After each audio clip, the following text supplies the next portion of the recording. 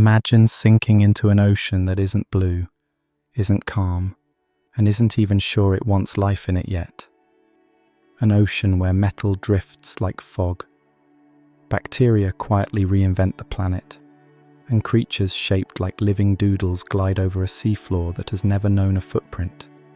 Before fish learned to swim, or eyes learned to see, these ancient waters erupted with microscopic experiments, chemical revolutions, and soft-bodied pioneers that looked more like forgotten dreams than ancestors.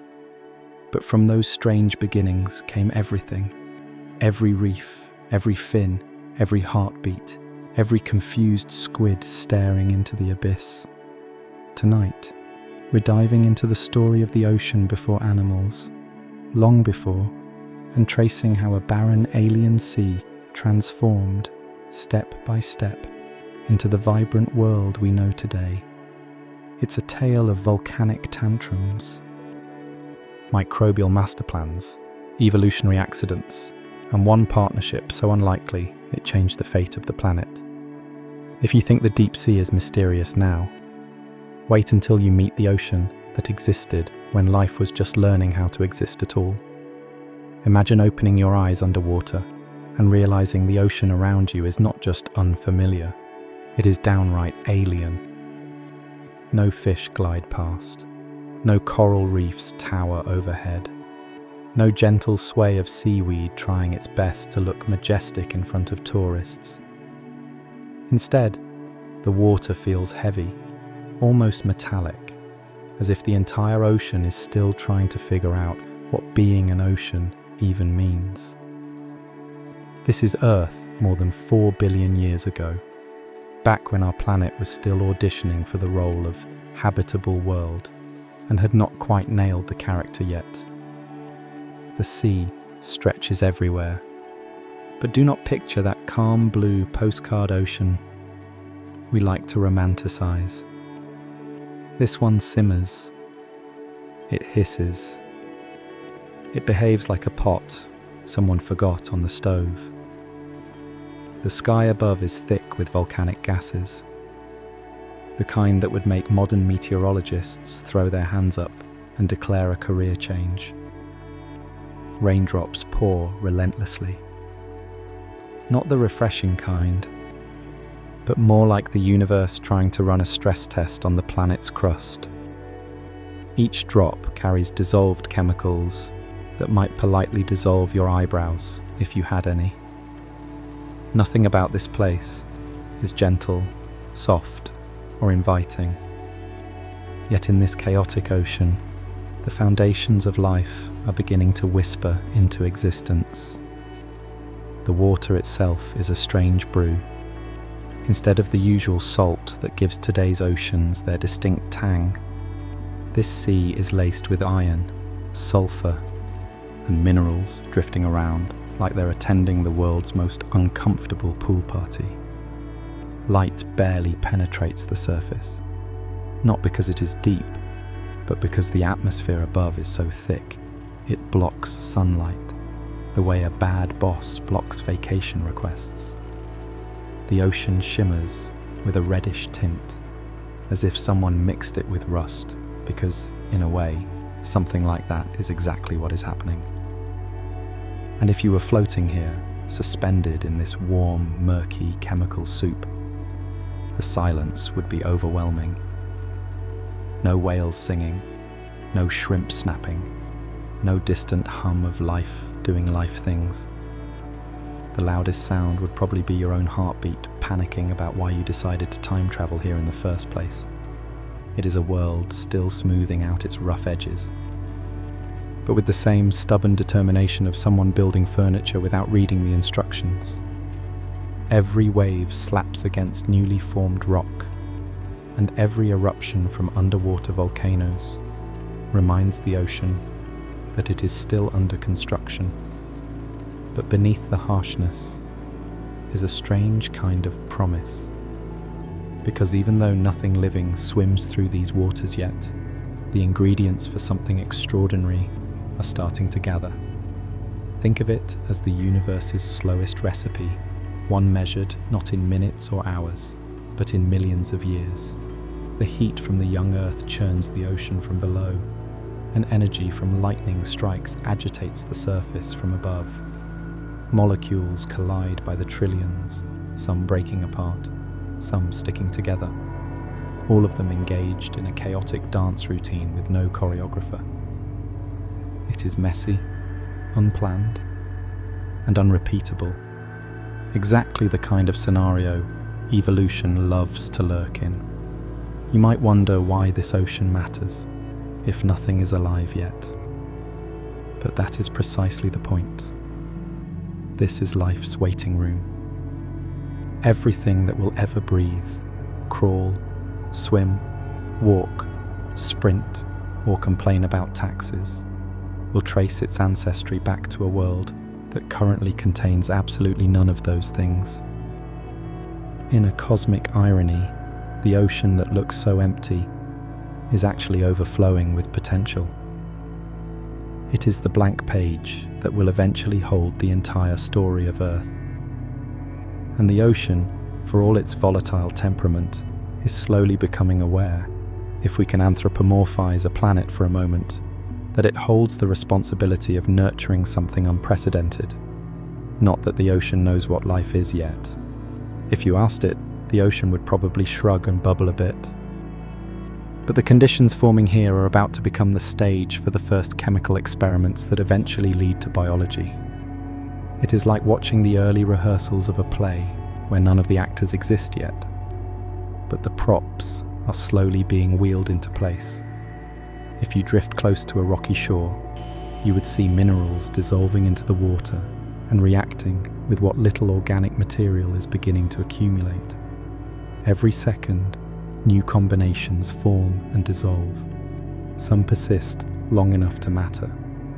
Others vanish as quickly as they emerged, like evolutionary one-hit wonders.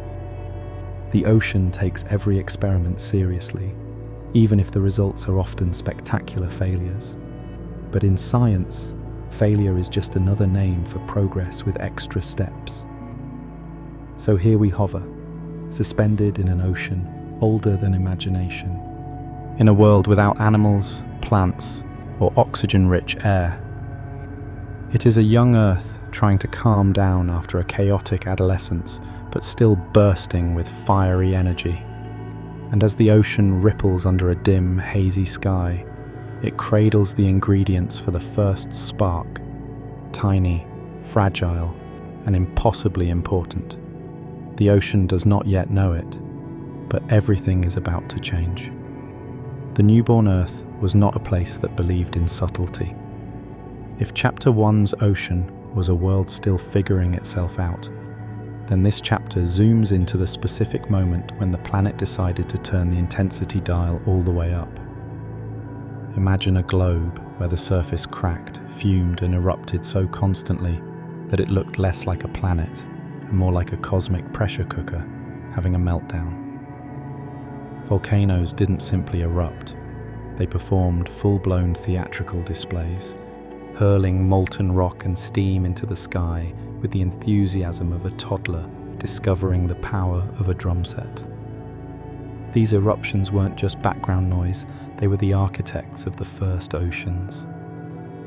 Water arrived on Earth in several forms: icy comets delivering frozen cargo, vapor released from the mantle, and chemical reactions that produced steam faster than the young atmosphere knew what to do with. The result was a world wrapped in a thick, suffocating shroud of water vapor and volcanic gases. The air was so dense that if you tried to wave your hand through it, the atmosphere might wave back. This wasn't weather, it was a global identity crisis. As the surface cooled just enough to let this steam condense, rain began to fall. And fall. And fall. If ordinary rain is a drizzle, this was a cosmic deluge, a non-stop downpour lasting hundreds of thousands of years. The water cycle was so new, it had not yet learned the basics of moderation. It was like the planet enthusiastically pressing the fill button and forgetting to let go. Drops pummeled the still-forming crust, carving new basins, pooling in jagged valleys, and merging into the first proto-oceans. If this era had a soundtrack, it would have been the constant hiss of steam meeting lava, like the world's largest pot of boiling pasta that never quite finishes cooking. These early seas weren't calm blue expanses. They were seething cauldrons heated from below by magma and stirred from above by storms that would make modern hurricanes look like polite breezes. Lightning flashed relentlessly across the sky, illuminating the ocean's surface in jittery bursts. Clouds hung low, thick, and heavy, so saturated with moisture that they seemed ready to collapse under their own weight. The atmosphere was a chaotic mix of carbon dioxide, methane, ammonia, and other gases that today would trigger an emergency response team armed with caution tape and hazmat suits. Yet in all this chaos, the Earth was learning. Not consciously, of course, but geophysically. The water cycle was a brand new system, wobbling through its earliest attempts like a baby giraffe on ice. Steam rose from volcanic vents, condensed into rain, fell back to the surface, evaporated again, and repeated the loop with a kind of reckless excitement. It was not elegant, it was not efficient, but it was the beginning of a planetary rhythm, one that would eventually stabilize into the self-regulating masterpiece we depend on today. At this early stage, the oceans were shallow compared to modern depths. The crust was still soft in places, like bread dough that hasn't fully baked. Water seeped into cracks, interacted with minerals, and participated in chemical reactions that would shape the seawater for millions of years. These reactions released new elements, dissolved others, and gradually altered the character of the forming seas. Every droplet of water that touched hot rock carried away a little more material, shifting the ocean's chemistry with the diligence of someone reorganizing a house one grain of sediment at a time. Volcanic islands popped up everywhere, sometimes lasting centuries, sometimes mere months before collapsing back into the molten mantle below.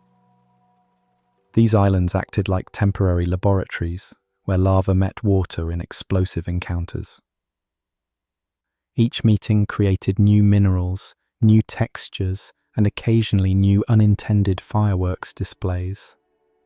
Waves pummeled their edges, steam billowed from their surfaces, and rain hammered their cooling crusts like a relentless percussion ensemble.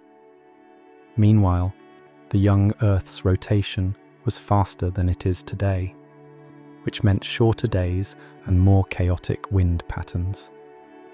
Storms swirled unpredictably, dragging massive walls of water with them.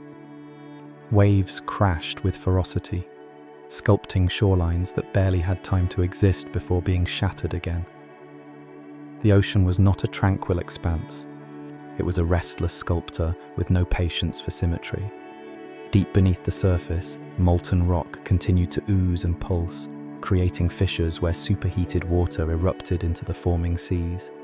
These underwater vents belched minerals and gases with such force that they probably looked like underwater volcanoes, trying to blow out candles they didn't realize were underwater. The interaction between seawater and magma produced layers of minerals that settled across the ocean floor, creating colorful, banded landscapes hidden beneath the waves. Through all this, Earth's climate swung wildly. Thick clouds trapped heat close to the surface, while volcanic eruptions periodically dimmed the sun. Temperature shifts were drastic and unpredictable. One moment the crust cooled enough to allow more water to accumulate. The next moment, a massive eruption reheated the region, evaporating it all back into steam. The planet was refining itself, cycling through geological trial and error at a speed that would exhaust any planetary therapist. Yet by the end of this tumultuous era, the oceans began to resemble recognizable bodies of water. Still hot, still murky, still chemically unbalanced, but undeniably oceans.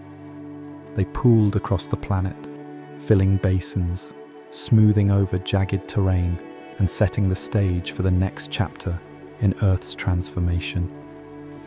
The world might have looked like chaos incarnate, but beneath that frenzy, it was building the foundations of a stable hydrological system.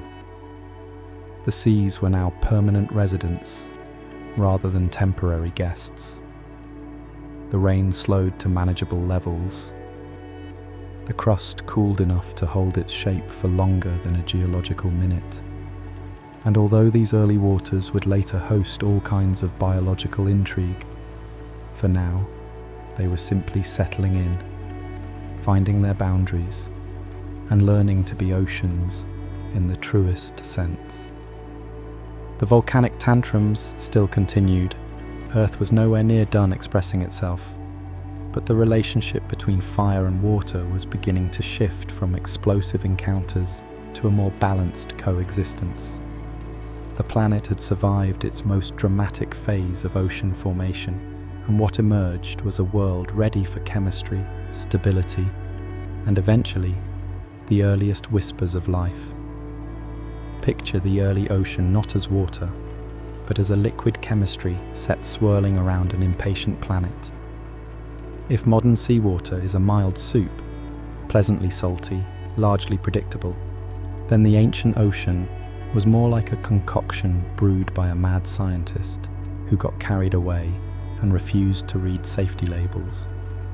It shimmered with dissolved metals, reacted with anything it touched, and carried a chemical personality so strong it could probably intimidate a laboratory beaker into early retirement. These oceans were dense, heavy, and infused with metallic flavors from the relentless erosion of a still cooling crust. The water draped itself over freshly exposed rock, and the rock, still steaming from the planet's internal heat, responded by leaching minerals into the sea at rates that would horrify modern environmental reports. Iron drifted through the water in such abundance that the ocean glowed with reddish hues, like nature tried to recreate a watercolor sunset, and accidentally spilled the entire paint jar. Nickel, manganese, silica, and a rogue's gallery of other elements dissolved so easily that the ocean came dangerously close to being less water and more metal smoothie.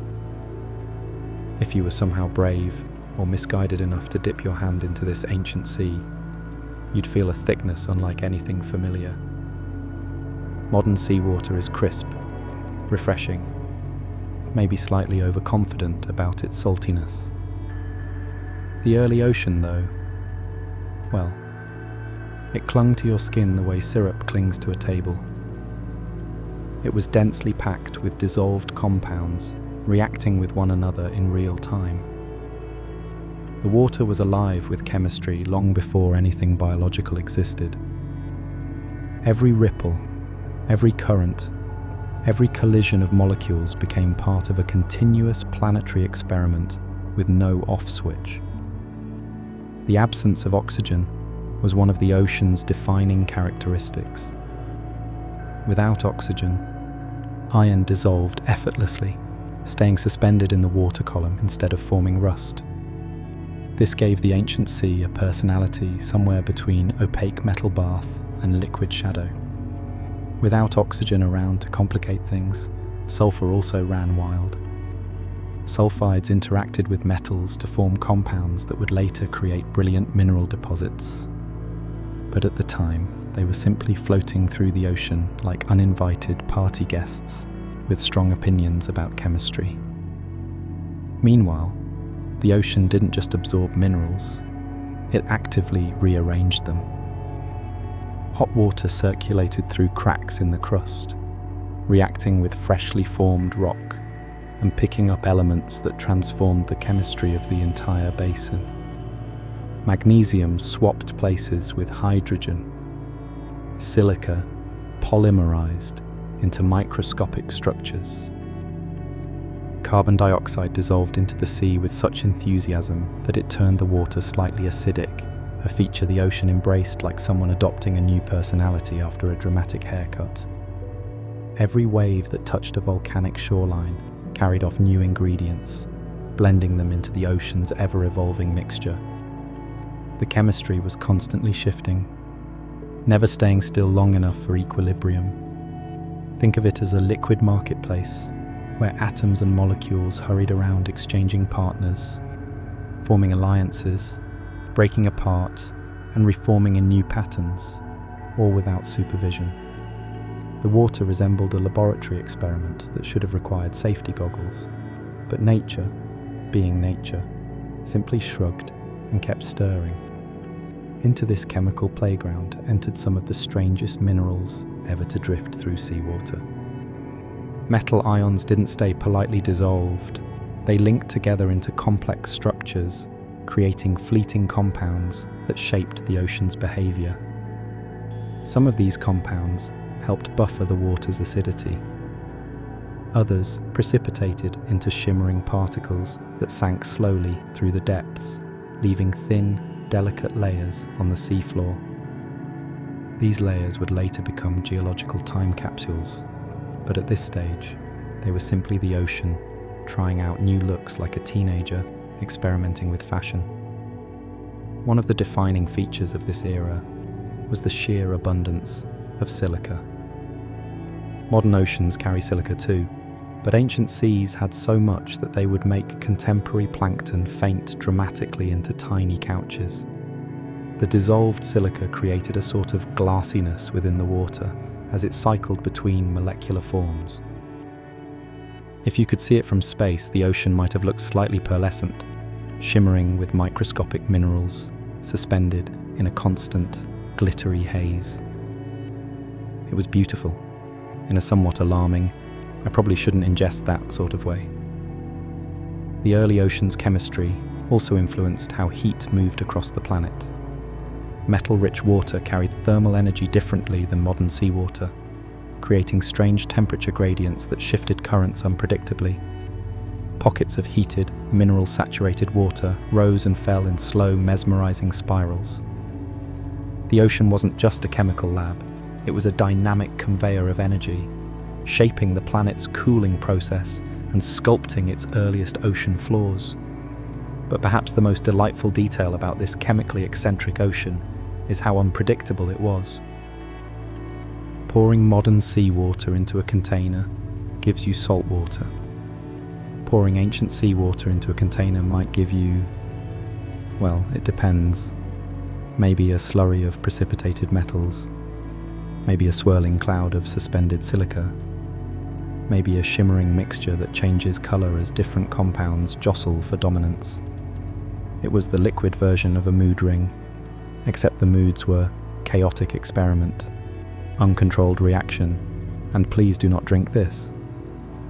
And yet, within this swirling chemical carnival, the ocean was slowly assembling the stage for the next transformation in Earth's history. Not life, at least not yet, but the chemical conditions that would make life possible.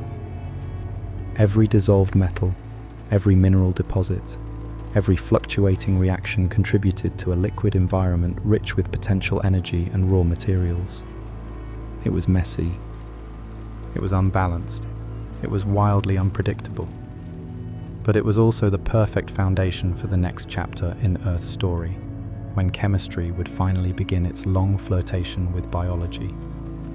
If the early ocean was a chaotic chemistry set, then this chapter is the moment a few molecules toddled onto the scene, looked around at the swirling mineral circus, and declared, "Yes, this is where I shall begin my empire."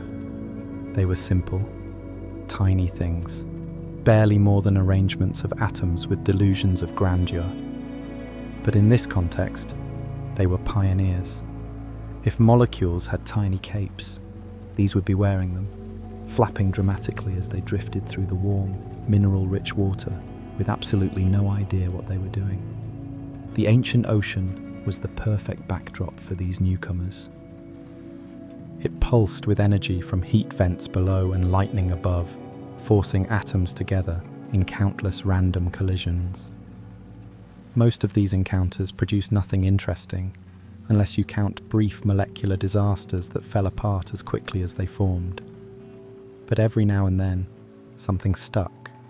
An arrangement of atoms that didn't immediately disintegrate, that managed to persist long enough to bump into something else, and perhaps form an even more elaborate structure. These moments were rare but meaningful, like cosmic blind dates that accidentally created the earliest chemical partnerships. The first simple molecules didn't look like much. Some were little carbon-based chains, others were small rings, and some were oddly shaped clusters of atoms that would later become household names in the biochemistry world. Though at this point, they were the chemical equivalent of infants banging pots and pans together. They drifted, they wobbled, they reacted impulsively, and if they had a motto, it would probably have been something like, "I don't know what I am, but I'm here, and I'm doing my best." Water played a surprisingly nurturing role in their development. Its constant motion shuffled molecules into new combinations, creating a never-ending molecular mixer event. Molecules that survived more than a few seconds started forming weak bonds with each other. They weren't forming anything as ambitious as modern biological polymers, not yet. But they were beginning to test the concept of structure. Some grew longer, some folded in unexpected ways, and some arranged themselves into patterns that would make a chemist squint thoughtfully. Energy was everywhere, fueling this microscopic chaos. Ultraviolet radiation streamed through a young atmosphere with little shame or restraint, charging molecules with enough energy to spark reactions they never asked for. Heat from the seafloor pushed atoms into new arrangements at temperatures that would make today's enzymes faint. Even the constant mechanical motion of waves crashing and currents swirling helped stir the molecular pot, nudging compounds into collisions that sparked the earliest attempts at chemical stability. And in this bubbling frenzy, a few molecules discovered a surprising trick. They could persist. They weren't stable in the way modern biological molecules are, but they were stable enough to outlast their competitors. These survivors didn't do anything purposeful.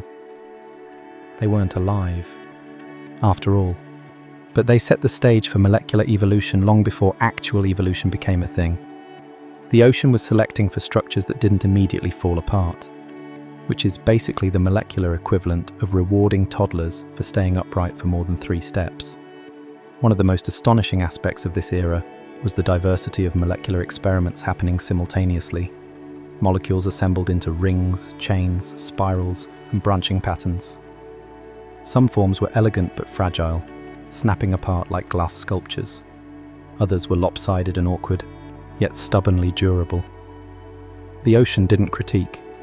It simply allowed the successful structures to linger and the failures to dissolve back into raw ingredients. Nature was running countless chemical trials at once, with no funding committee, no grant deadlines, and no one to tell it that 99% of these experiments were going nowhere. Among the more promising molecular toddlers were compounds capable of storing small amounts of energy. They weren't doing metabolism, not by a long shot, but they could hold on to energy long enough to drive reactions around them. This gave them a tiny edge in the swirling chaos, like toddlers who figured out how to carry snacks, while the others were still trying to walk without face planting. These molecules sparked new reaction pathways, which in turn produced even more complex structures. Then came the molecules that flirted with the idea of replication. Not actual replication, more like accidental copying due to convenient chemistry. These primitive structures could sometimes form similar versions of themselves, not because they intended to, but because their shape encouraged repeating patterns. Imagine a stamp that doesn't realize it's a stamp, but keeps making impressions anyway, because someone keeps bumping it into the ink pad. These moments were rare and imperfect, but they represented a monumental shift. Chemistry had stumbled onto patterns that could echo themselves. The environment provided endless opportunities for these molecular experiments. Shallow pools near volcanic regions concentrated molecules into dense, reactive ponds. Deeper areas near the seafloor allowed heat and minerals to foster new reactions. Even the edges of emerging coastlines offered unique conditions where evaporation and cooling alternated rapidly, encouraging molecules to assemble, disassemble, and reassemble in new forms. Every location acted like a different test tube, each one with its own flavor of chemical mischief. What made this era extraordinary was not the sophistication of the molecules, but their potential. They were simple, clumsy, and easily disrupted. Yet they introduced structure to a world previously ruled by randomness. They bumped and collided like toddlers learning boundaries, forming fleeting partnerships and dissolving just as quickly. And without realizing it, because molecules are notoriously bad at being introspective, they were laying the foundation for something profoundly new. Chemistry was beginning to flirt with self-organization. Molecules were starting to demonstrate the first hints of patterns. And although none of them knew where this was heading, the ocean was quietly assembling the earliest toolkit for the leap from simple chemistry to complex life. The toddlers were still wobbling, bumping, and falling over themselves, but now, at last, the stage had been set for evolution to take its first breath. Deep beneath the ancient waves, far from the chaos of storms and the shimmering chemical circus near the surface, the seafloor hid something remarkable: towering hydrothermal vents that rose from the crust like chimneys in a world with no houses. They spewed scalding, mineral-rich water into the cold surrounding ocean, creating shimmering curtains where hot and cold collided in dramatic fashion. If the early Earth had a real estate market, these vents would have been the wildly popular rental units, advertised with heated interiors, abundant resources, and absolutely no oxygen required. And molecules, being unburdened by taste or budget, flocked to them in droves. These vents weren't modest trickles, they blasted superheated fluids, sometimes hotter than boiling. Yet somehow these fluids remained liquid under the crushing pressure of the deep. The surrounding rock cracked and shifted, allowing seawater to seep downwards, heat up, react with the minerals in the crust, then blast back up through the vents loaded with chemical treasures. It was like the Earth operated a natural espresso machine, except instead of coffee, it dispensed piping hot water infused with metals, methane, hydrogen, and compounds that would send modern biologists into excited monologues. Some vents built immense mineral towers, growing inch by inch as dissolved elements precipitated into solid formations. These structures reached heights taller than houses, twisting and branching like alien architecture sculpted from smoke. They emitted faint glows, created not by light, but by temperature differences and chemical reactions. If you squinted, you might imagine them as a proto-city. Chimneys rising from the seafloor, interiors buzzing with energetic reactions, doorways leading into crevices where the first whispers of complexity gathered. The chemistry inside these vents was unlike anything happening elsewhere in the ocean. The water surging through them held high concentrations of hydrogen and other reducing agents. Meanwhile, the surrounding seawater offered oxidized materials, cold temperatures, and minerals, looking for molecular partners. The boundary between vent fluid and seawater formed a kind of energetic crossroads, one where molecules could trade electrons, the way market traders swap goods, except with far less shouting and slightly more volcanic enthusiasm. Electron exchange might not sound thrilling, but in the world of pre-life chemistry, it was revolutionary. These reactions released energy, tiny sparks that molecules could latch onto. Unlike the chaotic bombardment of ultraviolet light near the surface, this deep-sea energy was stable, constant, and politely contained. Molecules drifting into these zones found themselves nudged into new reactions, forming compounds with more structure, more potential, and more persistence. It was a cozy environment by ancient Earth standards, a place where fragile chemical systems could linger long enough to become slightly less fragile. Vent walls, made from minerals like iron sulfide, offered natural compartments, tiny chambers, pores, and cracks, where molecules could accumulate instead of drifting off into the vast, indifferent ocean. These pores acted like microscopic rooms in a geochemical apartment building. Molecules entered, bumped into each other, got trapped, reacted, reorganized, or occasionally staged dramatic exits. But unlike the open ocean, where randomness dominated every movement, here there was a kind of order, a series of physical boundaries that created pockets of concentrated chemistry. Inside these compartments, temperature gradients created gentle flows. Warm water pushed upward, cool water drifted downward, creating a circulation system that continuously mixed and remixed the chemical residents. It was like an ancient neighborhood with built-in transportation, no elevators, but plenty of convection currents that shuttled molecules from one chamber to another, introducing them to reaction partners they might never have met otherwise. One of the most intriguing aspects of these vents was their ability to create natural proton gradients, differences in chemical charge that modern cells still rely on to generate energy. In a sense, the vents had already invented a primitive version of the battery long before living organisms decided that storing energy was fashionable. Molecules drifting into these gradients could, quite literally, tap into the planet's geochemical electricity.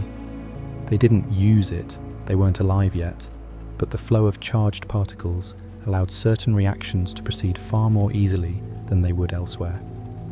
Metal sulfur clusters formed on vent walls, creating molecular scaffolds that looked suspiciously like prototypes for components used by modern enzymes. It was as if the Earth had begun sketching biochemical machinery long before cells existed to operate it. These structures didn't follow rules. They formed simply because the chemistry was favorable, but their shapes, their patterns, their tendencies to shuttle electrons mirrored the tools life would eventually adopt, almost as if the vents were rehearsing the performance of metabolism before the actors were cast. The environment around the vents was calm, in a way the rest of the ancient planet simply wasn't. Storms couldn't reach this deep. Ultraviolet radiation couldn't penetrate the water. Temperature swings were modest compared to the dramatic fluctuations near the surface. The ocean floor around these vents was a quiet, shadowy realm where reactions had the luxury of time. Molecules lingered, accumulated, and re-encountered each other over and over again. The vent system was not just a habitat. It was a patient teacher, offering stability in a world better known for its explosive personality. And as more molecules gathered, some became increasingly complex. Chains, rings, structures that held together more reliably. They weren't alive, they weren't replicating, but they were edging closer to that boundary. Each new structure increased the chemical diversity in the vent environment, feeding back into additional reactions, generating even more intricate compounds. Complexity didn't explode here, it simmered. It built slowly, layer by layer, like stone accumulating on the growing vent chimneys above. These prehistoric apartment complexes weren't glamorous. They wouldn't win architectural awards, but they offered something no other environment on Earth could match at the time: stability, energy, and natural compartments, all wrapped in a warm, geochemical embrace. And somewhere in those dark chambers, between the drifting metal ions, the pulsing currents, and the quiet hum of molecular collisions, the first steps toward life began to take shape. Not through intention, not through design, but because the vents created a world where chemistry could pause long enough to imagine something new. Imagine arriving at the ancient seafloor expecting rugged volcanic terrain and shadowy plains, only to discover something unexpected. A sprawling, fuzzy layer coating the rocks like Earth's first attempt at interior design. These were microbial mats, flat, dense communities of microorganisms arranged in layers so organized they would make even the tidiest librarian proud. They didn't move, they didn't sparkle, and they certainly didn't audition for nature documentaries, but they were some of the most influential structures ever to appear on the planet. Their job description was simple: spread, stick, survive, and in doing so, rewrite the rules of Earth's chemistry. These mats were built primarily by ancient microbes that thrived in low-light environments and learned to embrace a lifestyle somewhere between glued to the floor and quietly plotting global transformation. They weren't plants, they weren't animals. They were communities of cells clustering together in sheets only a few millimeters thick, yet capable of reshaping vast swaths of the seafloor. If modern forests are nature's skyscrapers, microbial mats were nature's carpets, durable, functional, and surprisingly influential when you give them enough time. Each mat was layered like a microbial lasagna. The uppermost layer housed organisms that could tolerate sunlight or faint chemical gradients. Beneath them lived microbes that specialized in different reactions, each layer feeding on the waste products of the one above it. The result was a miniature chemical ecosystem stacked vertically, with every tier performing a unique job and passing the results downward, like a very slow, very ancient assembly line. No one microbe could have accomplished much alone, but together they built something more impressive: a stable, cooperative supercommunity. To the casual observer, assuming one existed several billion years before casual observers were invented, these mats might have seemed inactive. Nothing darted, nothing wriggled, nothing tried to escape. Yet beneath the still surface, each microbe tirelessly worked, breaking down minerals, exchanging electrons, and releasing gases with quiet determination. They were the ultimate introverts: minimal movement, maximum impact. One of their great talents was altering the chemistry of whatever they touched. As mats spread across the seafloor, they accelerated the breakdown of minerals in the rocks below them. They created microenvironments where chemical reactions unfolded differently from the surrounding ocean. The thin film of slime between mat and stone became a hotspot of activity. Acids reacted with minerals, ions drifted into new arrangements, and sediments began accumulating as the mats trapped particles drifting by. Over time, these trapped sediments hardened into layered structures that preserved the mat's patterns long after the microbes themselves had dissolved away. These early microbial communities also played an important role in stabilizing sediments. Before mats appeared, loose minerals and grains shifted freely with the currents.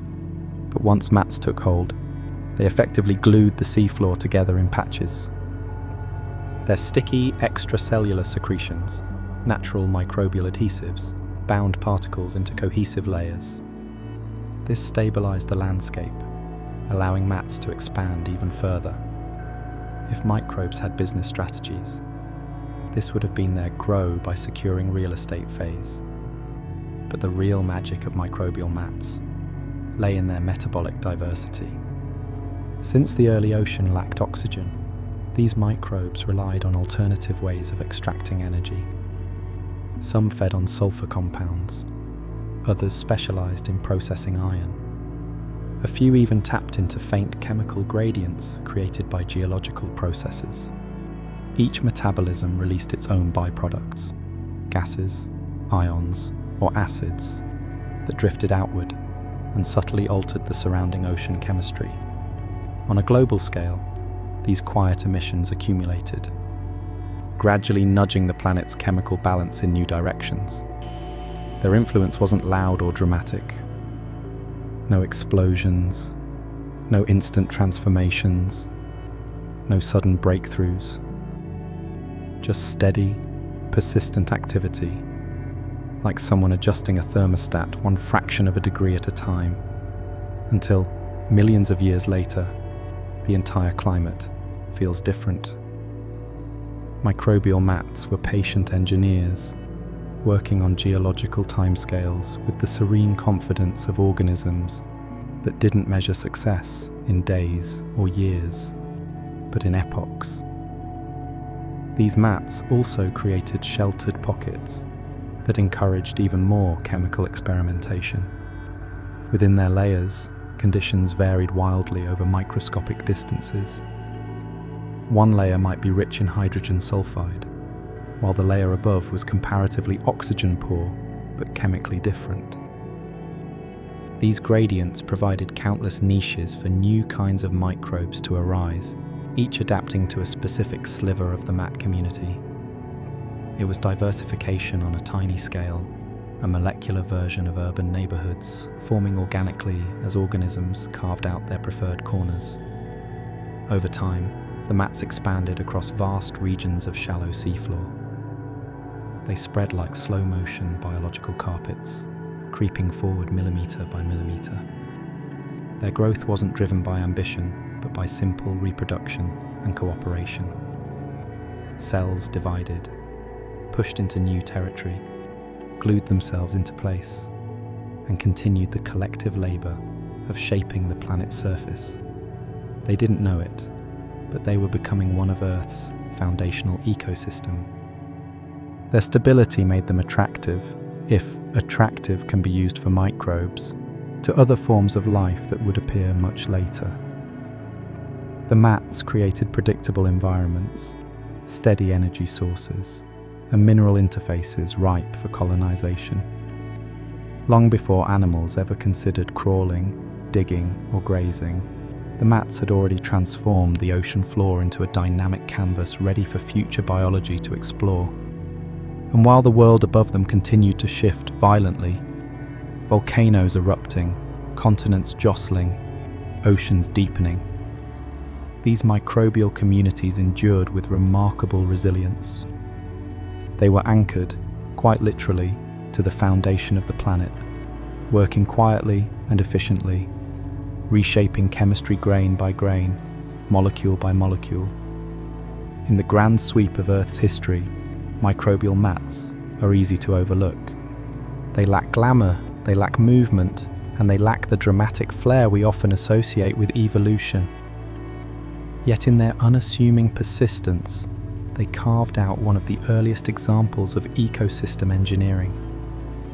They didn't just survive in the ancient ocean, they transformed it. And by doing so, they prepared the world for the next wave of complexity, organisms that would one day take the quiet work of microbes and turn it into a planetary revolution. For billions of years, Earth spun beneath a sky that lacked the one ingredient we now consider essential for everything from breathing to barbecuing: oxygen. The atmosphere was a cocktail of gases that would make modern lungs file immediate complaints, and the ocean below was no better. It was a world where life had to improvise endlessly just to acquire energy, scraping by on chemical reactions that operated like the biological equivalent of turning a hand crank to power your house. Then, like the plot twist no one asked for, but everyone would eventually depend on, bacteria stumbled onto the skill of photosynthesis. Imagine these microbes as the original overachievers of evolution. They figured out how to harness sunlight long before plants ever existed, taking the endless stream of photons pouring down from the sun and turning it into usable energy. It was a move so audacious, so elegant, and so transformative that it reshaped the entire planet, even though the bacteria doing it were barely more than specks in the water. They didn't have intentions, of course. No meetings were held. No committees drafted memos about planetary renovation. These cells simply developed a new metabolic trick, and the consequences rippled outward like a shockwave across deep time. The breakthrough was powered by pigments, tiny molecular light catchers embedded in the bacterial membranes.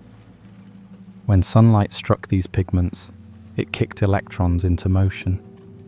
And in the world of early biochemistry, electrons are the currency that fuels everything. With this sudden surplus of energy, bacteria no longer had to rely solely on the chemical scraps drifting through the ancient seas. Instead, they tapped into a resource that never ran out, never weakened, and required no scavenging: sunlight. They became tiny solar panels, and evolution decided this was such a good idea that it doubled down again and again. But the truly revolutionary twist came when some bacteria evolved a particularly dramatic version of photosynthesis, one that used water as an electron donor. On paper, that sounds like a bland technical detail. In practice, it was like rewriting the rules of existence with a single biochemical pen stroke. Because when you split water to steal its electrons, you generate oxygen as a byproduct. And initially, this oxygen was just a peculiar chemical exhaust bubbling away unnoticed. Nothing living needed it.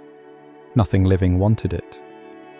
But the bacteria kept releasing it anyway, one molecule at a time, like someone opening a window in a crowded room without checking whether everyone else was prepared for the breeze. At first, oxygen reacted instantly with anything it touched. Iron in the ocean snapped it up like a magnet grabbing nails. Minerals in the crust absorbed it without hesitation. The atmosphere swallowed it greedily, binding it into compounds that vanished without leaving evidence behind. For a while, it seemed as though the oxygen might never accumulate, an invisible gas dissolving into an endless parade of chemical reactions. But the bacteria didn't stop. They spread across shallow waters, clustering into vast communities that covered the seafloor in layered structures. Every sunrise ignited another wave of photosynthesis, and every wave of photosynthesis pumped out more oxygen. Eventually, the planet's chemical reservoirs reached their saturation points. Iron in the ocean had reacted with all the oxygen it could handle. Minerals could absorb no more. Surfaces that once swallowed oxygen instantly now shrugged, saturated, and unresponsive. It was at that moment, quiet, unnoticed, and irreversible, that oxygen finally began to linger. Oxygen lingering might sound uneventful, but it was anything but. For early microbes that relied on oxygen-free environments, the rising gas levels were about as welcome as a smoke alarm going off during a nap. Oxygen is reactive, eager to bond with almost anything, and many ancient organisms found its presence toxic. They retreated into deeper waters, hid beneath sediments, or perished outright. Life didn't stand still. It adapted, migrated, diversified, and, occasionally, panicked. Meanwhile, the atmosphere above the ocean transformed. With every passing millennia, oxygen accumulated in larger quantities. The sky itself changed, shifting from the hazy browns and reds of ancient gases to the clearer tones that would eventually produce the blue we know today. Sunlight, filtering through this new atmospheric blend, scattered differently, subtly brightening the planet. And although the world didn't know it yet, the stage was being set for future organisms to to use oxygen in ways that would turbocharge biological energy production.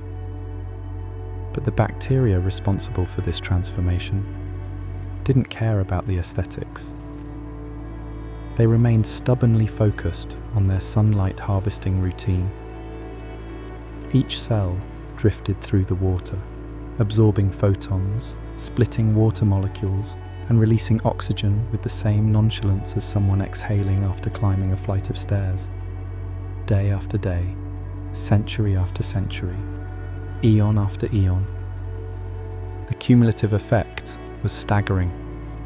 A planetary-scale renovation orchestrated by microscopic architects who had no awareness that evolution had just handed them one of the most powerful biochemical tools ever invented. As oxygen accumulated, the ocean began performing chemistry it had never attempted before. New minerals formed, old minerals dissolved. Entire sections of the seafloor became archives of ancient chemical reactions, preserving the signatures of a planet in transition. The rise of oxygen didn't just change biology, it changed geology, atmosphere, and even climate. It was a domino effect so sweeping that nothing on Earth would escape its influence. Perhaps the most astonishing part of this transformation is how quietly it happened. There were no explosions, no dramatic planetary shuddering, no visible upheaval.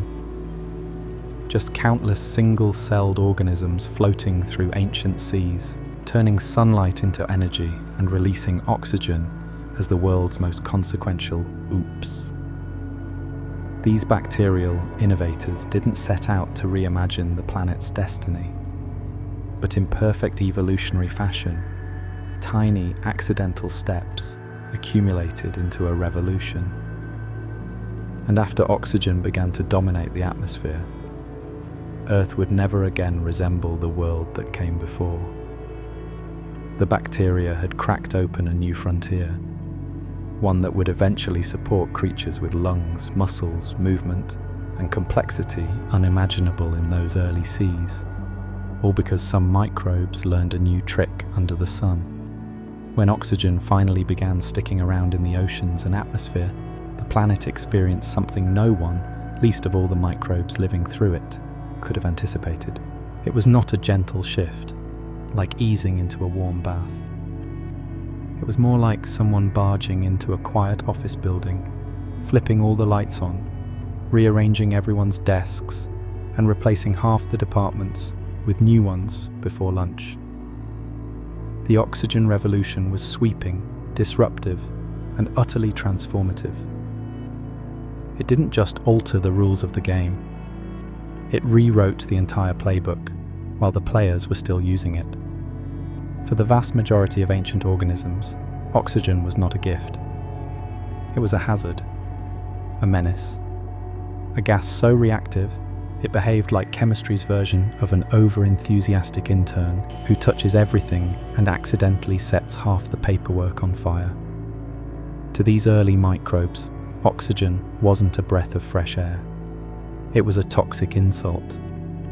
Their metabolisms had evolved in a world where oxygen scarcely existed, and many relied on oxygen-free environments the way we rely on, say, not being set on fire. So when oxygen levels started ticking upward, the effect was immediate and severe.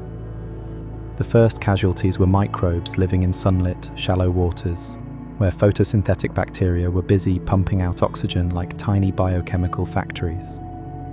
As the gas accumulated, it attacked cellular components that weren't designed to withstand such reactive molecules. Membranes destabilized, proteins twisted and degraded, entire metabolic pathways crumpled under the chemical onslaught. Massive swathes of ocean-dwelling organisms simply couldn't adapt quickly enough. In evolutionary terms, it was a hostile takeover, one where the new management didn't send memos before cleaning house. But even as oxygen spelled doom for many, it whispered opportunity for others. Deep within sediments, in shadowy corners of the ocean, some microbes began tinkering with new metabolic strategies. They didn't embrace oxygen enthusiastically, they tolerated it. and over countless generations, tolerance turned into adaptation. They discovered ways to neutralize oxygen's reactive tendencies, like learning how to coexist with an overly energetic roommate. These early oxygen-handling organisms developed enzymes that shielded their cells from oxidative damage, transforming a once deadly gas into something manageable. As the oxygen levels continued to rise, entirely new ecological zones emerged. Waters that were once universally low in oxygen became stratified. Shallow layers grew oxygen-rich, while deeper zones remained the comfortable, anoxic refuges favoured by ancient life. This separation created a patchwork of habitats, zones where different forms of microbes could specialise, diversify, and carve out their own evolutionary neighbourhoods. The seafloor, too, underwent dramatic changes. Oxygen seeped into upper layers of sediment, allowing different types of chemical reactions to take place. Minerals that had never formed before began appearing, altering the colours and textures of the seabed. Some sediments hardened into new geological formations, leaving behind subtle chemical signatures that scientists would one day discover billions of years later, like forgotten memos detailing the restructuring of Earth's earliest ecosystems. But the biggest shift wasn't in the sediments, it was in the energy economy of life itself. Oxygen enabled a new kind of metabolism far more efficient than anything that had existed before. Microbes that figured out how to use oxygen for respiration gained access to an almost absurd amount of energy compared to their oxygen-avoiding relatives. It was the evolutionary equivalent of swapping a hand-crank generator for a full electrical grid. These oxygen-breathing organisms could grow faster, survive better, and explore new ecological niches with a vigour that reshaped the direction of life for billions of years to come. Of course, these rising oxygen levels didn't stay put. They continued creeping upward, eventually altering the chemistry of the entire ocean. Metals once dissolved in the water reacted with oxygen and precipitated out, forming massive mineral deposits that blanketed the seafloor. It was as though the ocean underwent a global spring cleaning, pulling all the reactive materials out of the water and storing them neatly in geological layers. The composition of seawater changed, the transparency of the water shifted, and the overall dynamics of the ocean took on a more modern flavour, even if it was still eons away from anything resembling today's marine ecosystems. The atmosphere, too, transformed. As oxygen accumulated above the ocean, the sky developed a protective ozone layer, shielding the planet from harmful ultraviolet radiation. This new shield allowed life to expand gradually into surface waters, with less risk of being destroyed by sunlight. It also stabilized the climate in subtle ways, influencing how heat moved across the planet. Without meaning to, oxygen-producing microbes had initiated a chain reaction that altered every sphere of Earth, biosphere, atmosphere, hydrosphere, and lithosphere alike. Yet amidst all these sweeping changes, life continued its usual pattern of experimenting, failing, and adapting. Some microbes retreated into oxygen-free pockets deep underground, where descendants still live today, clinging to the ancient ways like evolutionary traditionalists. Others embraced oxygen so fully they became pioneers of new metabolic landscapes, and many more vanished entirely, leaving behind no descendants but leaving behind a clear lesson. When Earth rearranges itself, adaptability becomes the only survival strategy worth having. The oxygen revolution was not a single event, but a drawn-out era of upheaval. It dismantled ancient ecosystems, forged new biochemical pathways, and set the stage for the rise of complex life. In the end, it was less a peaceful transition and more an involuntary reorganization. Life's first major corporate restructuring, where the planet decided to fire half its workforce and promote the remaining employees into entirely new jobs. The world that emerged from this upheaval was different in ways nothing alive at the time could comprehend. But the changes laid the foundation for everything that would follow, from multicellular organisms to animals, to the eventual appearance of creatures capable of wondering how it all began. If ancient microbial mats were Earth's first carpets, stromatolites were the planet's attempt at architectural flair. Towering, layered structures rising from the shallows like slow-motion monuments, built by organisms that absolutely refused to rush. While modern reef builders like corals construct their masterpieces with the enthusiasm of organisms that know they're in a race against erosion, stromatolites were in no such hurry. They grew at a pace so leisurely that if you watched one forming in real time, you'd assume nothing was happening at all. And yet, over thousands upon thousands of years, they sculpted colossal formations that transformed coastlines and seafloors. These structures were built by microbial communities, mostly cyanobacteria, that spread into wide, sticky films across shallow water environments. Each community formed a thin layer, catching sediment particles and binding them together using mucus-like secretions. It wasn't glamorous work, but these microbes made up for their lack of speed with consistency. Day after day, they trapped grains, glued them in place, and then grew upward through the accumulated sediment to begin the process again. It was like watching wallpaper grow vertically. All determination, zero drama. Over time, these repeated cycles created domes, pillars, ridges, and sprawling mounds.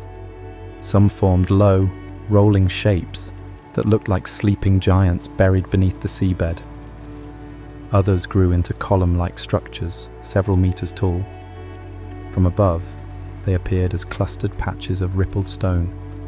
From within, they recorded the stories of ancient microbial life in delicate laminated layers, each one preserved like a page in Earth's earliest scrapbook.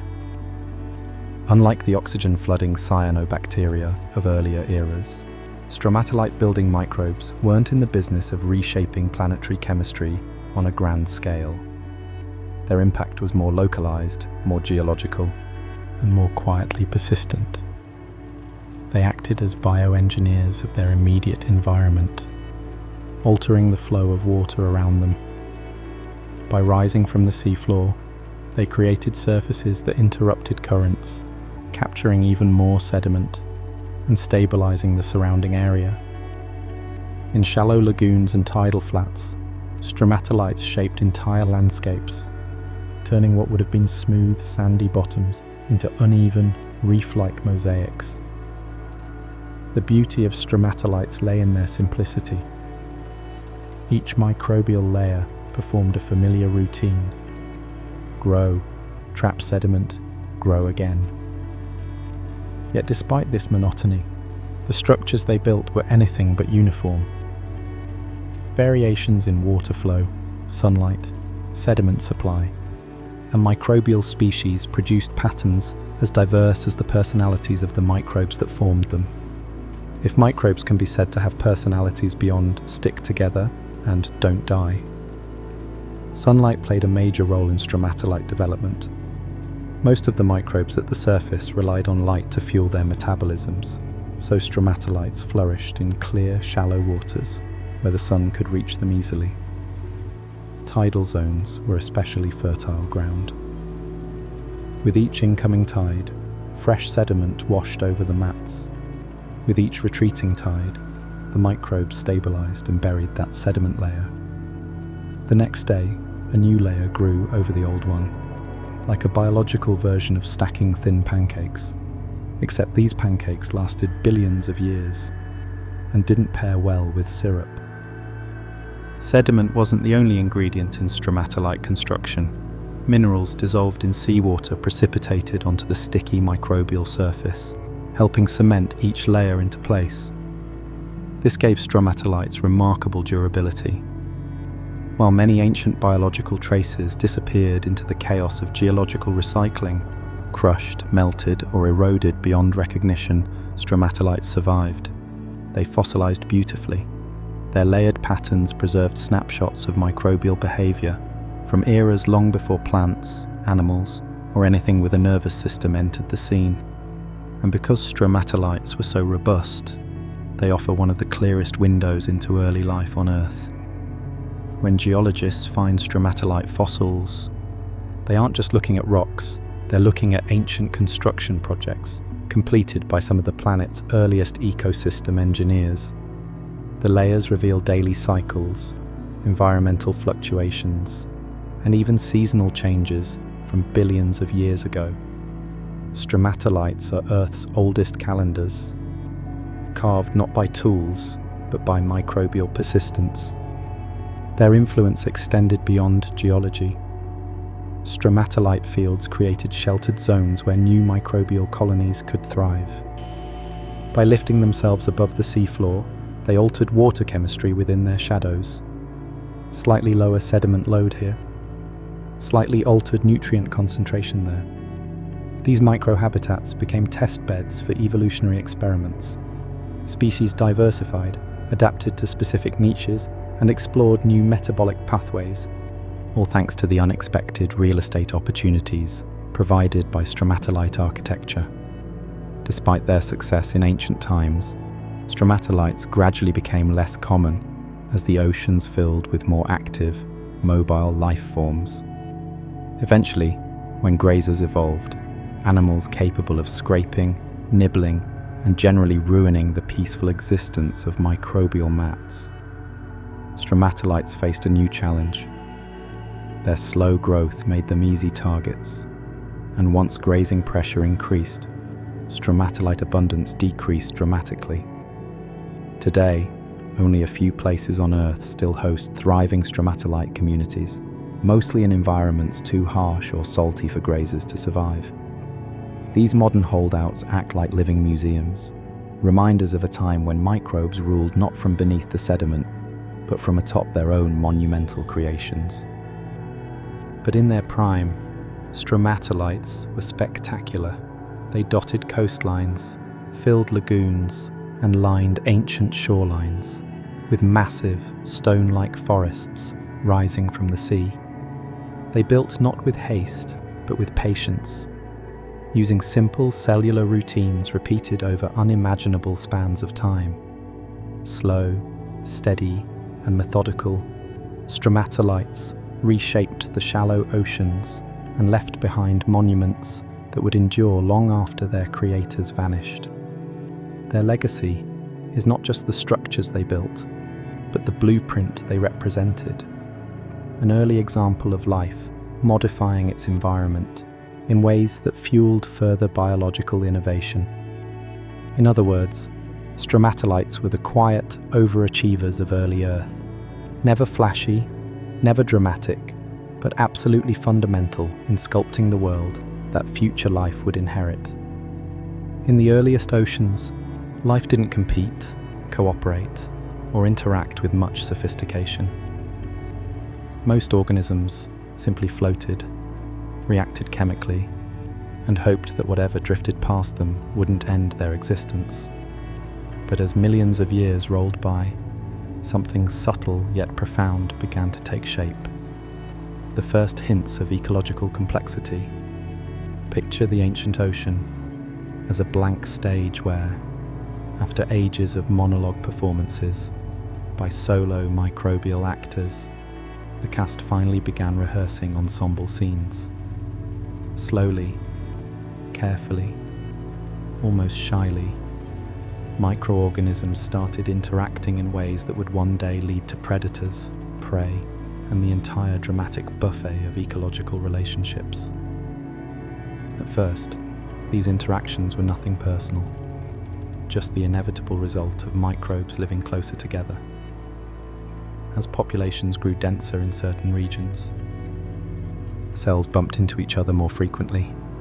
They exchanged chemicals unintentionally, altered each other's microenvironments, and sometimes left behind metabolic leftovers that someone else found unexpectedly delicious. Energy flowed from one organism to another in ways no microbial pioneer had planned. But the consequences were monumental. For the first time, food webs, rudimentary and fragile, began to emerge in the watery darkness. These early food webs didn't have predators or prey in the modern sense. Nothing was lunging, chasing, or biting. Instead, microorganisms fed on gradients, molecules, and each other's waste products. One microbe's cast-off became another's gourmet entree.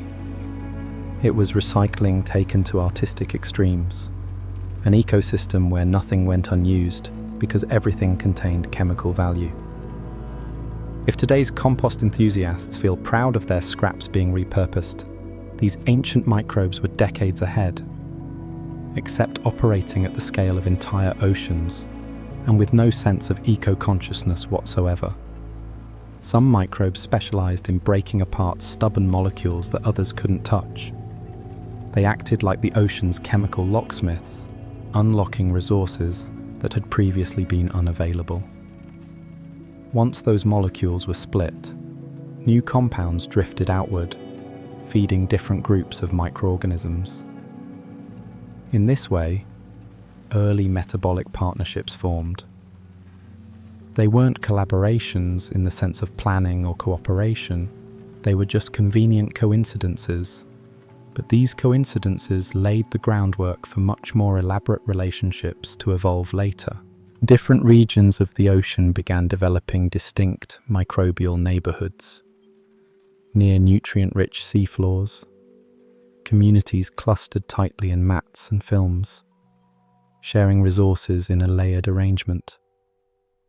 Closer to the surface, sunlight-fueled microbes dominated, tossing photosynthetic byproducts into the water for others to scavenge. Between these extremes, drifting organisms formed patchy clouds of activity, each cloud shaped by the chemical currents that moved through it. The ocean became a mosaic of micro-ecosystems, each operating independently, yet contributing to a global network of energy flow. Chemical gradients became the highways of early ecology.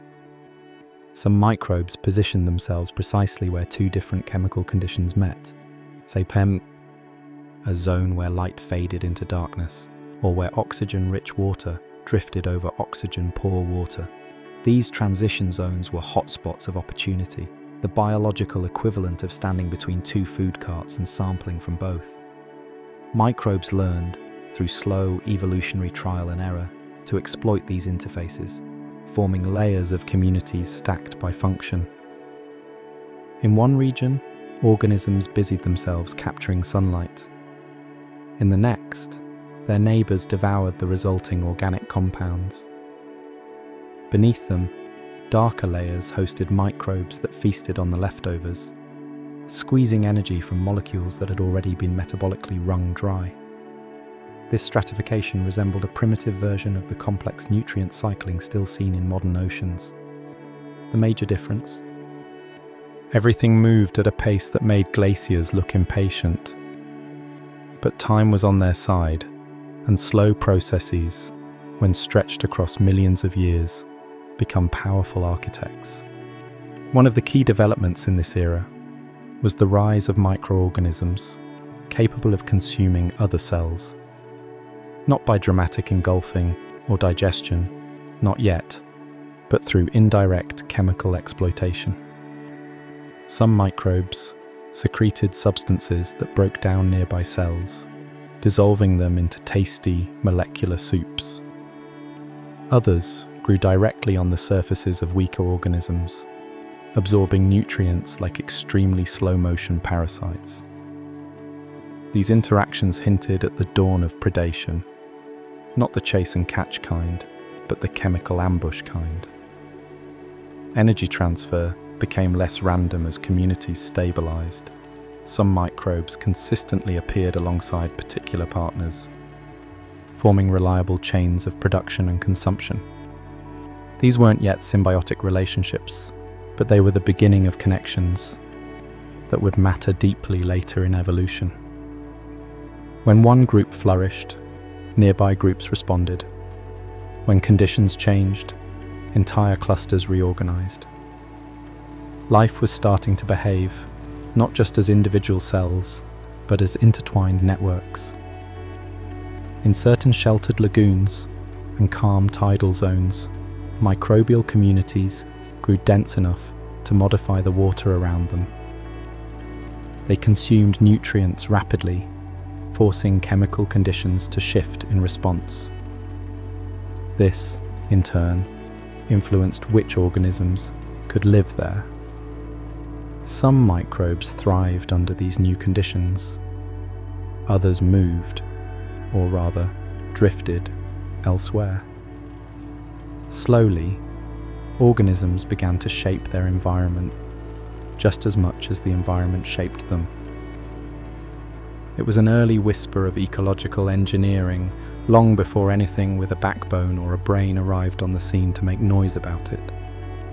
The thickening of food webs also created unexpected bursts of innovation. When resources became scarce, microbes evolved new metabolic strategies. When waste products accumulated, other organisms evolved ways to use them. Every chemical challenge created an evolutionary opportunity. Complexity didn't come from a singular breakthrough, but from millions of incremental adjustments accumulating across time, like a choir gradually adding harmonies until the music transformed. By the end of this era, the ocean was no longer a world of isolated, simplistic organisms. It had become a tapestry woven from interactions, subtle, indirect, and chemical, but profoundly interconnected. Life was beginning to rely on the presence and activities of other organisms. The stage was set for future biological drama, for relationships far more dynamic and expressive, for ecological tensions and dependencies that would eventually give rise to predators, prey, symbionts, and ecosystems bursting with motion. For now, though, the drama remained microscopic and quiet. But the ocean had gained something new. Structure not built of stone or mineral, but of relationships. The first food webs had begun to thicken, binding life together in ways that would one day support the entire towering complexity of Earth's biosphere. When oxygen first began trickling into the oceans, it didn't quietly dissolve and mind its own business. It immediately sought out the most reactive partner it could find: iron. And early Earth had no shortage of iron. The oceans were loaded with it, not in the shiny metallic form you might imagine, but dissolved invisibly throughout the water, like an unspoken promise waiting to be fulfilled. For millions of years, this iron drifted peacefully in the darkness, unbothered, unchallenged. Then oxygen arrived like an over-enthusiastic matchmaker and insisted the two should meet. The reaction was instant, dramatic, and utterly transformative. When oxygen collided with dissolved iron, the iron surrendered its electrons faster than a nervous poker player folding on the first round. This reaction produced iron oxides, tiny mineral particles that refused to stay suspended in the water. Instead, they clumped together and drifted downward, settling onto the seafloor in vast, shimmering layers. Each layer was stained in shades of orange, red, and brown, forming bands that looked like the planet was experimenting with a new aesthetic. If Earth had an art gallery at the time, this would have been its most ambitious exhibit, sweeping murals of rust layered across entire ocean basins. These iron oxide deposits accumulated slowly but relentlessly. For millions of years, every new pulse of oxygen triggered another round of precipitation. The ocean floor became a canvas painted by chemistry, not intention. Some layers were thin, reflecting modest oxygen production. Others were thick, hinting at bursts of microbial photosynthesis above. Together, they formed rhythms, geological brushstrokes, capturing ancient environmental cycles long before organisms with eyes existed to appreciate the view. These deposits, known today as banded iron formations, or BIFs, are among the oldest and most striking geological records on Earth. They are colossal time capsules, thick enough to rival mountain ranges and ancient enough to predate plants, animals, and anything resembling a nervous system. But at the time of their formation, they weren't revered as paleontological treasures. They were simply the inevitable consequence of a world trying to adjust to a strange new gas. As the iron settled out of the water, the chemistry of the oceans changed dramatically. Before oxygen arrived, iron moved through the seawater freely, a critical resource for many microorganisms. But once iron began forming solid minerals and sinking, it was no longer as accessible. Entire microbial communities that relied on abundant dissolved iron suddenly found themselves living in a scarcity economy. Their chemical playground had changed overnight. Some adapted by evolving more efficient iron harvesting strategies. Others shifted to new metabolic pathways, and many simply vanished, leaving behind no descendants but contributing to the steadily accumulating mineral artistry below. With each passing era, the seafloor's palette deepened. The layers captured not just oxygen levels but subtle shifts in temperature, ocean circulation, and microbial productivity. The ocean was becoming chemically stratified. Oxygen rich at the surface, oxygen deprived in deeper waters, yet continually pulled into new patterns by the rhythmic dance between microbial life and metal chemistry. If one could watch it unfold in time-lapse, it would appear strangely alive, a pulsing cycle of oxygen entering, iron reacting, minerals forming, and the seafloor collecting another scarlet stripe. Occasionally, conditions reversed. An interval of low oxygen might lead to a pause in iron precipitation.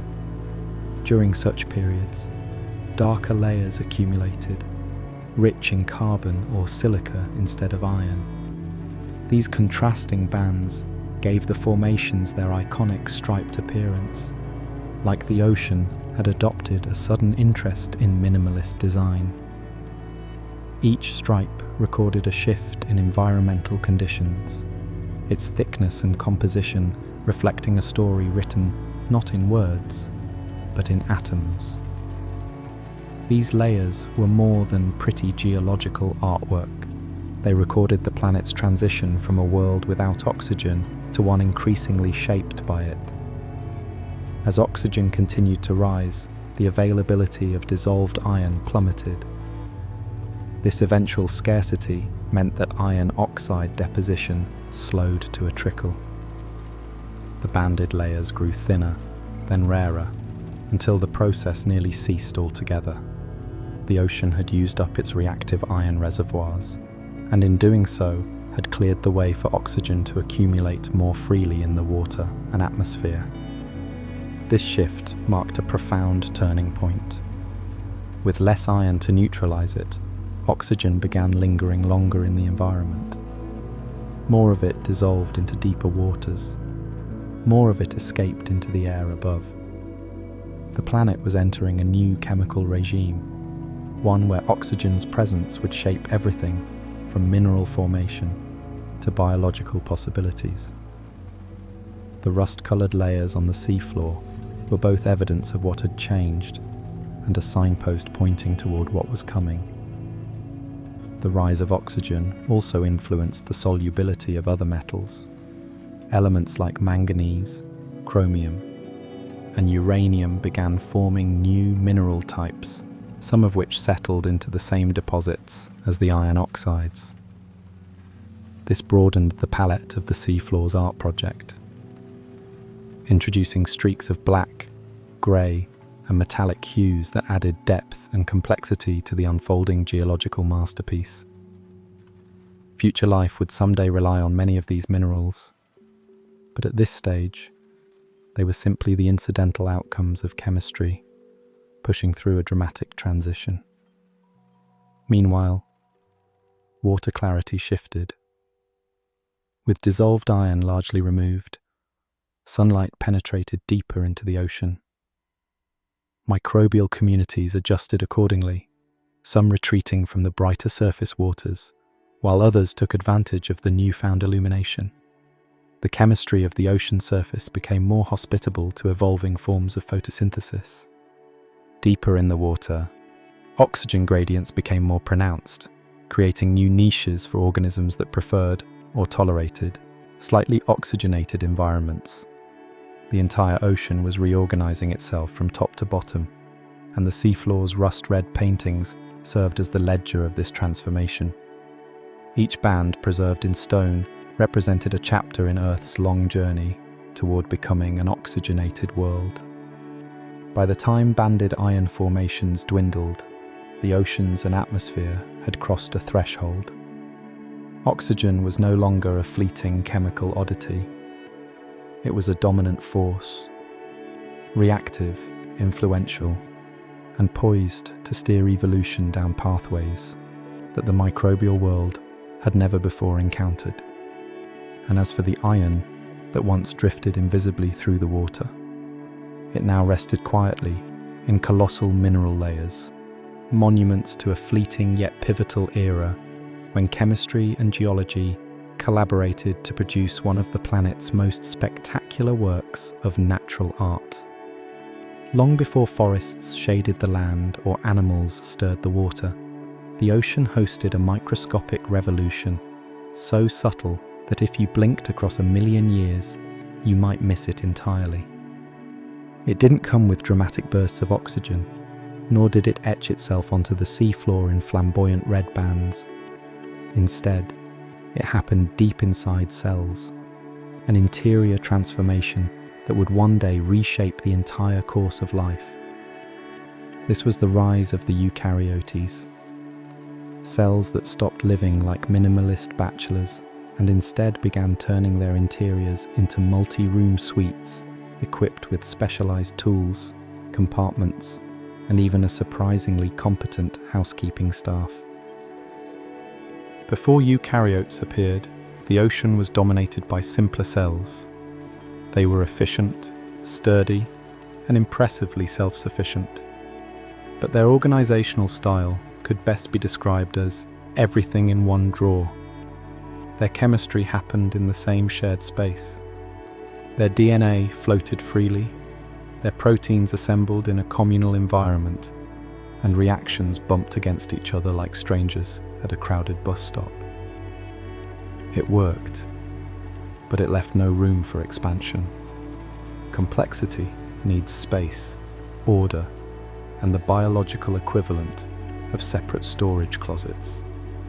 Then, at some point, no one knows exactly when or how, the first eukaryotic cells emerged.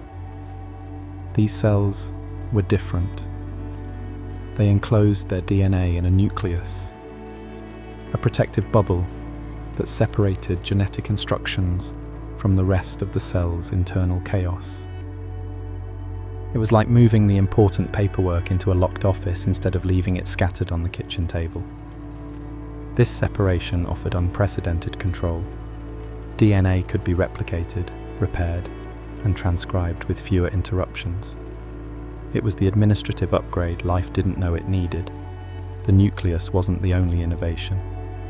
Eukaryotes filled their interiors with organelles, specialized compartments performing dedicated tasks.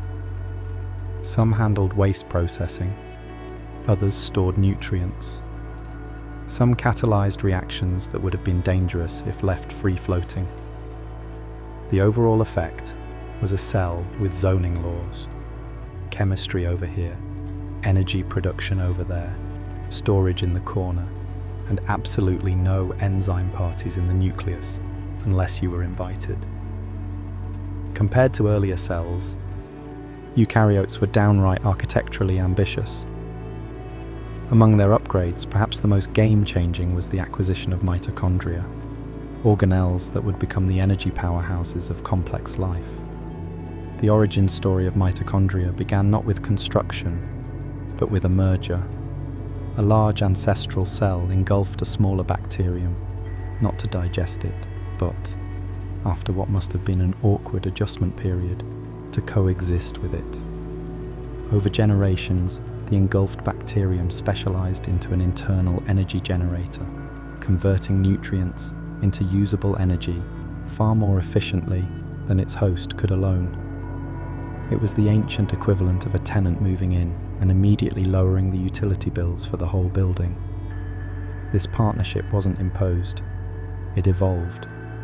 The host cell provided shelter and nutrients. The internal bacterium provided energy.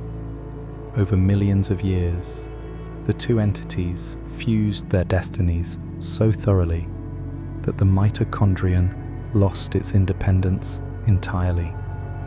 What remained was an organelle devoted to powering everything else happening inside the expanding eukaryotic cell.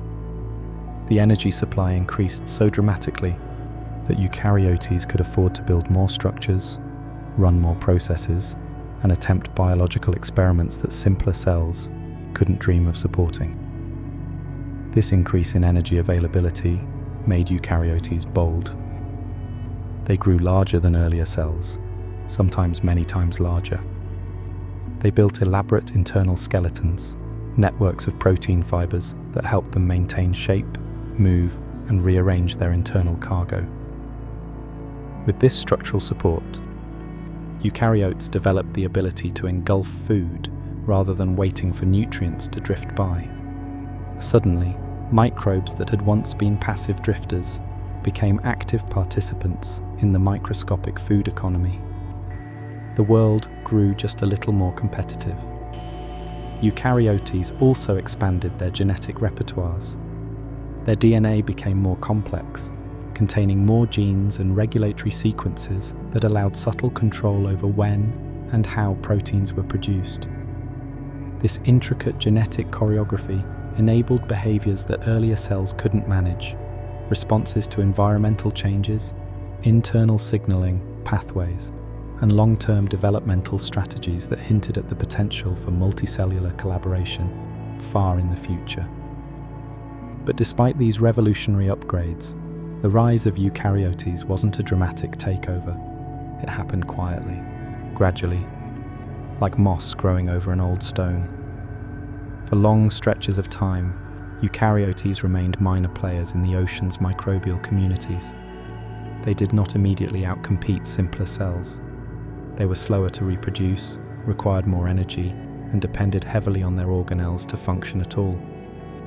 Their strength lay not in speed or abundance, but in versatility. They explored new environments, niches too complex, too variable, or too energy demanding for simpler cells.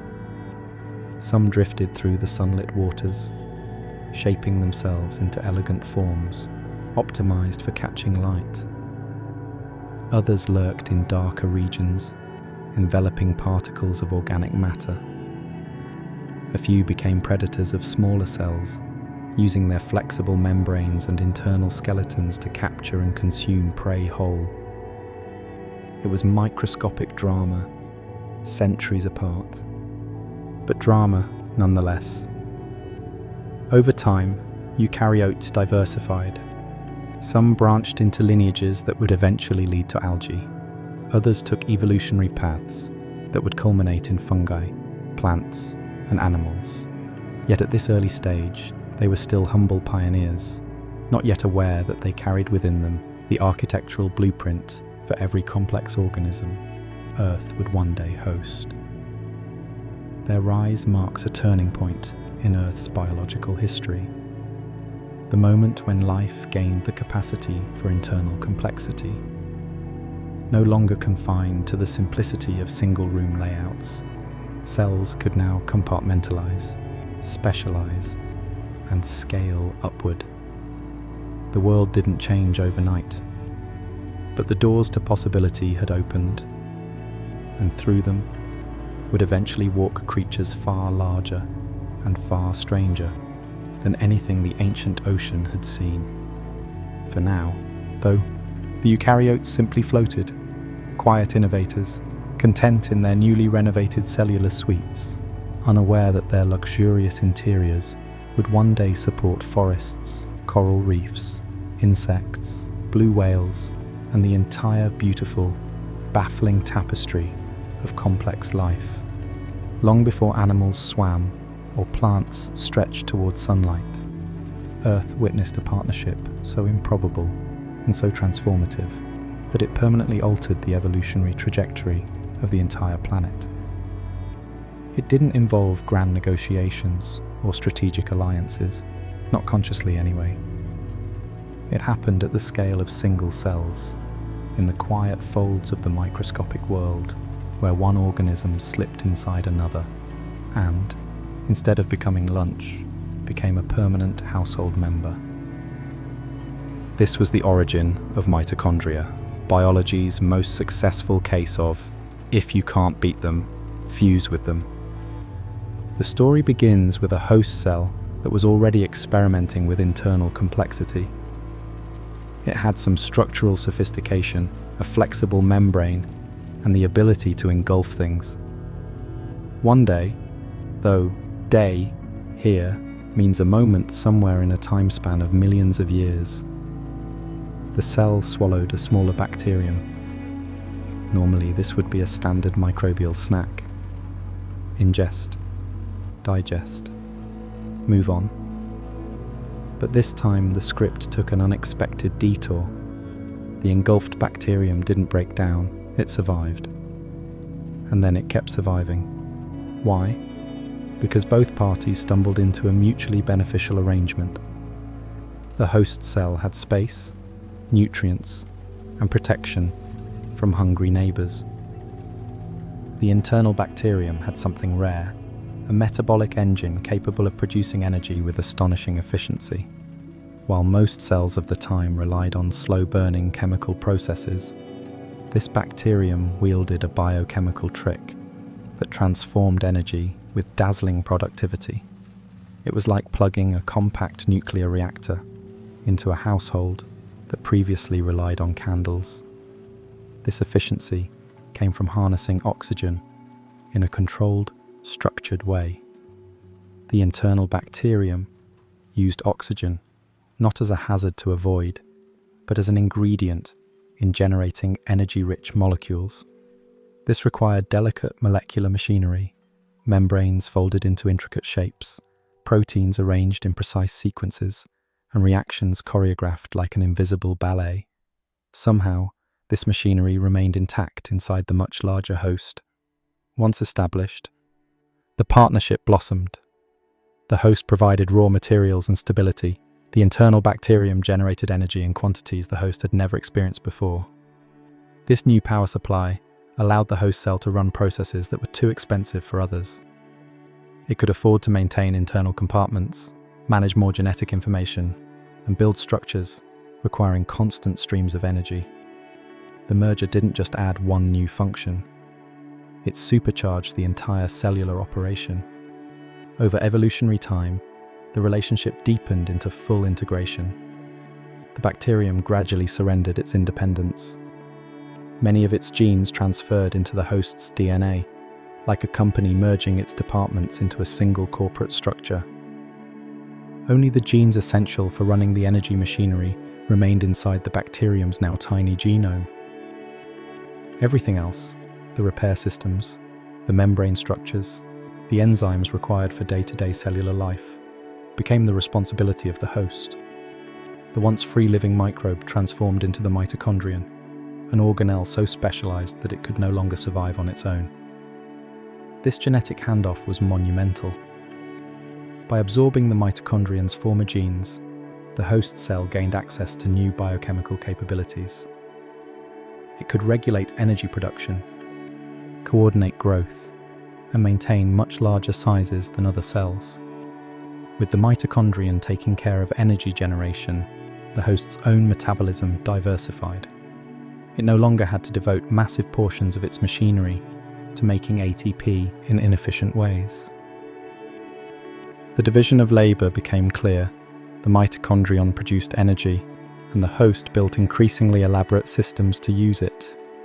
The marriage between host and mitochondrion also came with a structural bonus. Mitochondria multiplied inside the cell independently, dividing like bacteria. Whenever the host cell divided, it simply distributed its mitochondria between its offspring. This arrangement ensured continuity, a built-in inheritance system that maintained the partnership across generations. The relationship wasn't a temporary convenience. It became a biological contract sealed by time. With a new energy economy in place, cells possessing mitochondria could explore evolutionary ventures impossible for their simpler cousins. They could grow larger, develop more flexible shapes, and support long strands of DNA with numerous instructions. They could manage internal transport networks, store molecules in specialized compartments, and adopt lifestyles far removed from the passive drifting of ancient microbes. This energetic surplus laid the groundwork for cellular innovation on an extraordinary scale. Soon, these mitochondria-equipped cells diversified. Some developed intricate skeletons composed of protein fibers, giving them structure and mobility. Others evolved new feeding strategies, engulfing prey whole instead of relying solely on dissolved nutrients. A few cells formed temporary alliances, sticking together in clusters that foreshadowed the earliest steps toward multicellularity. None of these changes would have been sustainable without the energy-rich environment that mitochondria provided. This symbiotic origin story is astonishing, not only because it happened, but because it worked so spectacularly well. Many cells undoubtedly swallowed bacteria without forming partnerships. Most interactions likely ended with digestion or destruction, but a rare combination of circumstances allowed this particular pair to coexist, cooperate, and ultimately fuse their evolutionary destinies. Today, every plant, every fungus, every animal, every human, every organism made of complex cells carries mitochondria within its tissues. Their ancient bacterial ancestry is still visible if you look closely enough. They retain their own circular DNA, replicate independently, and resemble bacteria more than anything else inside the cell. They are living fossils, tucked quietly into every corner of our bodies. Reminders of the most consequential roommate situation in Earth's history. The merging of cells and mitochondria didn't just make complex life possible, it made complexity inevitable. By unlocking vast new reservoirs of energy, the partnership transformed the limits of what cells could achieve. It was the quiet revolution that fueled every future leap in evolution. From multicellular bodies to nervous systems, from locomotion to thought, from ancient oceans to the modern world. Not bad for what started as a swallowed bacterium that refused to leave. Long before shells clattered across the seafloor or jaws snapped through ocean currents, Earth entered a period when life began experimenting with shapes that hinted, softly, tentatively, at the animals to come. These early organisms had no bones, no armor, and no structural bravado. They drifted gently, lay quietly, or glided in slow, deliberate motions through ancient seas, leaving impressions in sediment that looked more like the fingerprints of dreams than the fossils of real creatures. They were Earth's first attempts at building bodies bigger than single cells. Ghostly prototypes, soft as whispers, exploring the possibilities of form. These organisms emerged at a time when the oceans were steadily growing more chemically stable and biologically nuanced. Microbial life had already transformed the seafloor. Oxygen had reshaped the global environment. And eukaryotic cells equipped with energy-generating mitochondria were now capable of more ambitious ventures. But evolution didn't leap directly from single cells to fish with scales and spines. it progressed in cautious increments, beginning with bodies that were simple in structure but profoundly significant in implication. Imagine drifting through these ancient waters. Light filters softly from above, scattering through plankton-rich shallows. The seafloor lies below, patterned with microbial mats and mineral textures. And amid this landscape, soft-bodied organisms lie or float, their outlines subtle and ambiguous, neither plant nor animal, nor something we have modern words for. Some resemble gently inflated cushions, others ripple like flattened fronds. A few take on radial symmetry, their bodies arranged in circles or petals that would look at home in a cosmic botanical garden. Their softness was both a limitation and a liberation. Lacking hard parts, they couldn't burrow aggressively or defend themselves with armor. But softness allowed for fluidity, bodies that could bend, stretch, and reshape themselves without breaking. Some early organisms anchored lightly to the seafloor, absorbing nutrients drifting in from the water column. Others floated free, turning their surfaces toward faint currents in hopes of catching edible molecules. A few developed internal structures, though nothing resembling today's digestive tracts or nervous systems.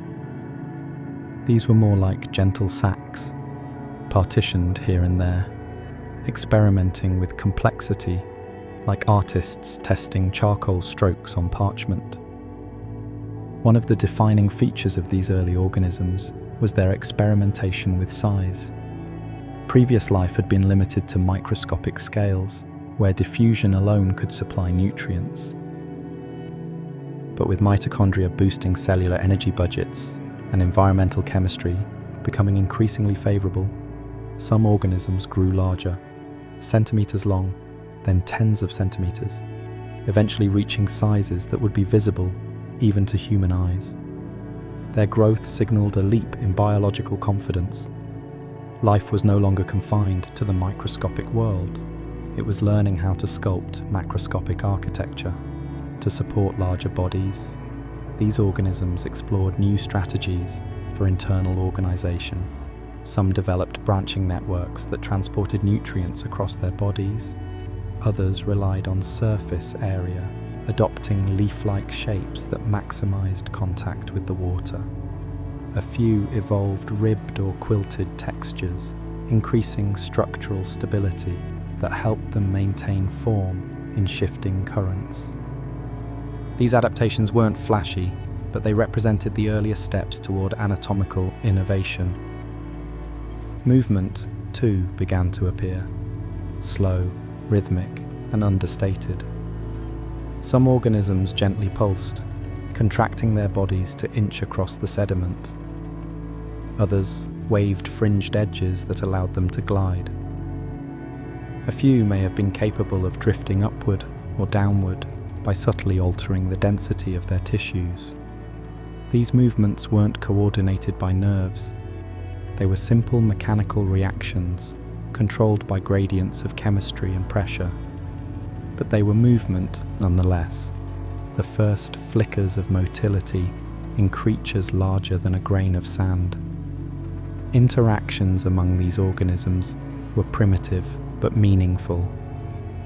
Some species occupied quiet, nutrient-rich basins where they lay close together like a meadow of living shapes. Others spaced themselves apart, avoiding overcrowded areas where competition might sap their delicate resources. Predation had not yet taken root. Nothing chased anything else. But pressure existed in subtler forms. Competition for space, access to currents, and survival in a world where environmental changes could still sweep entire communities away. One of the most puzzling aspects of these early organisms is their body symmetry. Many adopted radial or fractal patterns, shapes repeated in circular or branching motifs. These designs maximized exposure to surrounding water from all directions and allowed organisms to function without distinct heads or tails. Evolution hadn't yet introduced the concept of front and back. Instead, these organisms embraced an almost meditative stillness, existing as symmetrical forms attuned to their environment rather than actors moving through it. As time passed, diversity blossomed. Some organisms developed tubular shapes, perhaps hinting at early internal channels for fluid transport. Others formed disc-like bodies that may have absorbed nutrients over broad surfaces. A few sprouted frond-like branches, soft extensions that increased feeding efficiency or helped them stay anchored. Their designs were experiments, not blueprints. Some failed quickly, while others persisted long enough to seed evolutionary possibilities. These soft-bodied pioneers left delicate traces in the sediment, impressions preserved when storms buried them under layers of silt. Their fossils appear as subtle outlines, feathery ridges, concentric circles, quilted textures. To modern eyes, they look otherworldly, like the fossilized remains of ideas more than organisms. But these impressions capture a moment when life was learning how to build bodies, larger, more elaborate, and more responsive to the world around them. And although these early creatures would eventually be overshadowed by the more dynamic and muscular forms of later eras, their contribution was foundational. They demonstrated that multicellular architecture was not only possible, but advantageous. They explored the limits of size, structure, movement, and environmental interaction. They laid the groundwork upon which evolution would later construct limbs, eyes, digestive systems, and all the complexity that defines modern animals. In their quiet drifting, their slow pulsing, their soft expansion across the ancient seafloor, these organisms represented a monumental shift. Life stepping beyond the microscopic, sketching the first outlines of animalhood in gentle, ghost-like forms. They were prototypes, imperfect, experimental, and delicate, but essential. The biological future waited in their shadows, gathering momentum as evolution prepared its next dramatic act. The Ediacaran period unfolded like evolution's eccentric art show, one where the curator seemed to approve every sketch, draft, and half-finished idea, as long as it fit the vague theme of, let's see what happens if we try this. The seas brimmed with organisms so strange, so structurally ambiguous, that even today, scientists stare at their fossils with the same expression people reserve for abstract paintings they're not sure they're allowed to criticize. These creatures weren't plants. They weren't animals. They weren't fungi. They were something else. Enigmatic life forms occupying a biological grey zone so wide that assigning them to a category feels a bit like guessing passwords after 3 failed attempts. The Ediacaran seas themselves were calm compared to earlier chaotic epochs.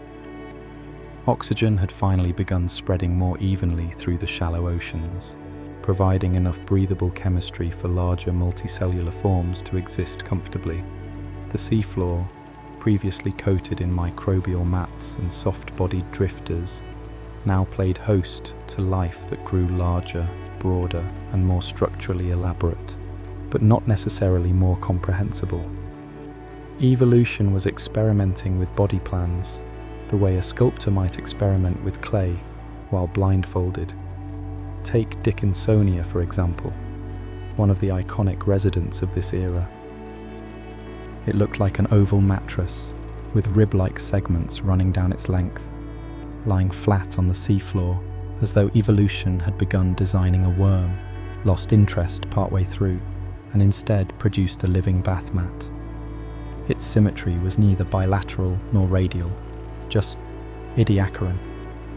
Some grew as large as a human toddler, drifting slightly as currents nudged them, but otherwise holding to a lifestyle best described as sedentary loaf. Whether they absorbed nutrients through their underside, grazed on microbial mats, or simply lay there contemplating existence remains a topic of spirited debate. Nearby lived Charnia, an organism shaped like an elegant fern frond rising from the seabed. Except this fern had no leaves, no roots, and definitely no photosynthesis. Instead, it existed as a fractal quilt of branching segments, each dividing into smaller subdivisions in a hypnotic cascade of repeated patterns. It stood upright, anchored to the sediment, absorbing nutrients directly from the water column.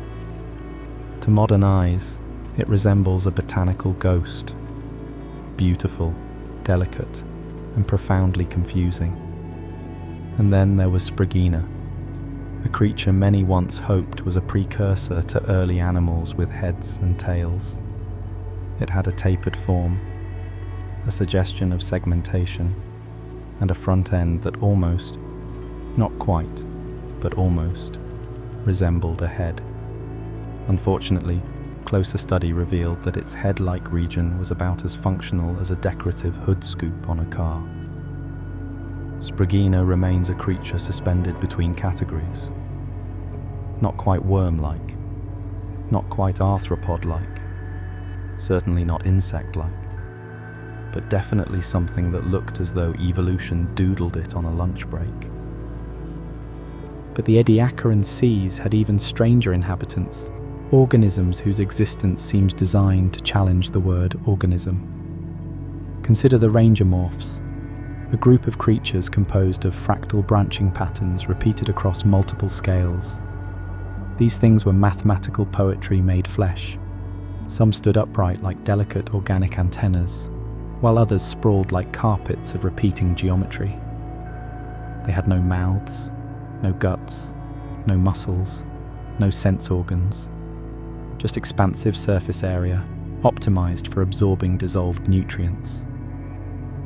If a snowflake and a feather boa had a child, and that child decided to become a seafloor resident, the result would look suspiciously like a rangermorph.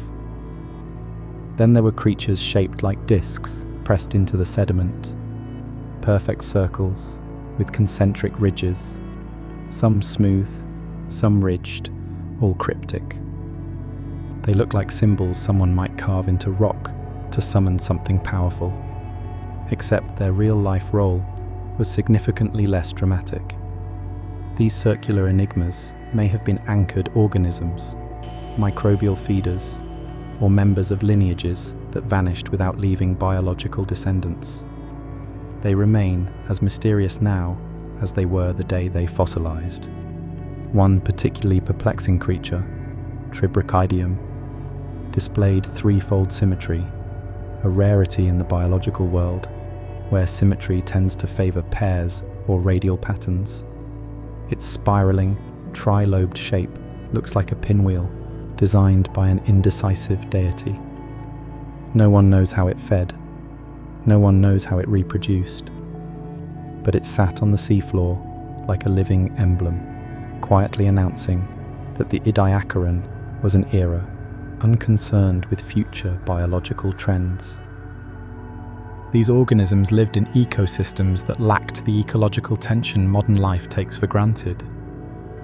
Predators, for example, were essentially non-existent. Nothing chased anything.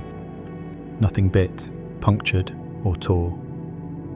The Ediacaran seas were peaceful in a way nature hasn't allowed since. This tranquility may have contributed to the wild diversity of forms.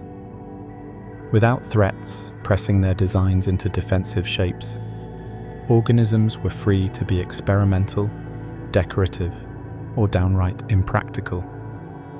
Yet for all their serenity, Ediacaran organisms were not static. They expanded across seafloors, formed dense communities, and left behind traces that reveal intriguing behaviors. Some moved, albeit slowly, gliding or undulating millimeter by millimeter. Others curled or unfurled in response to currents. Many anchored themselves, growing in patterns shaped by water flow and nutrient availability.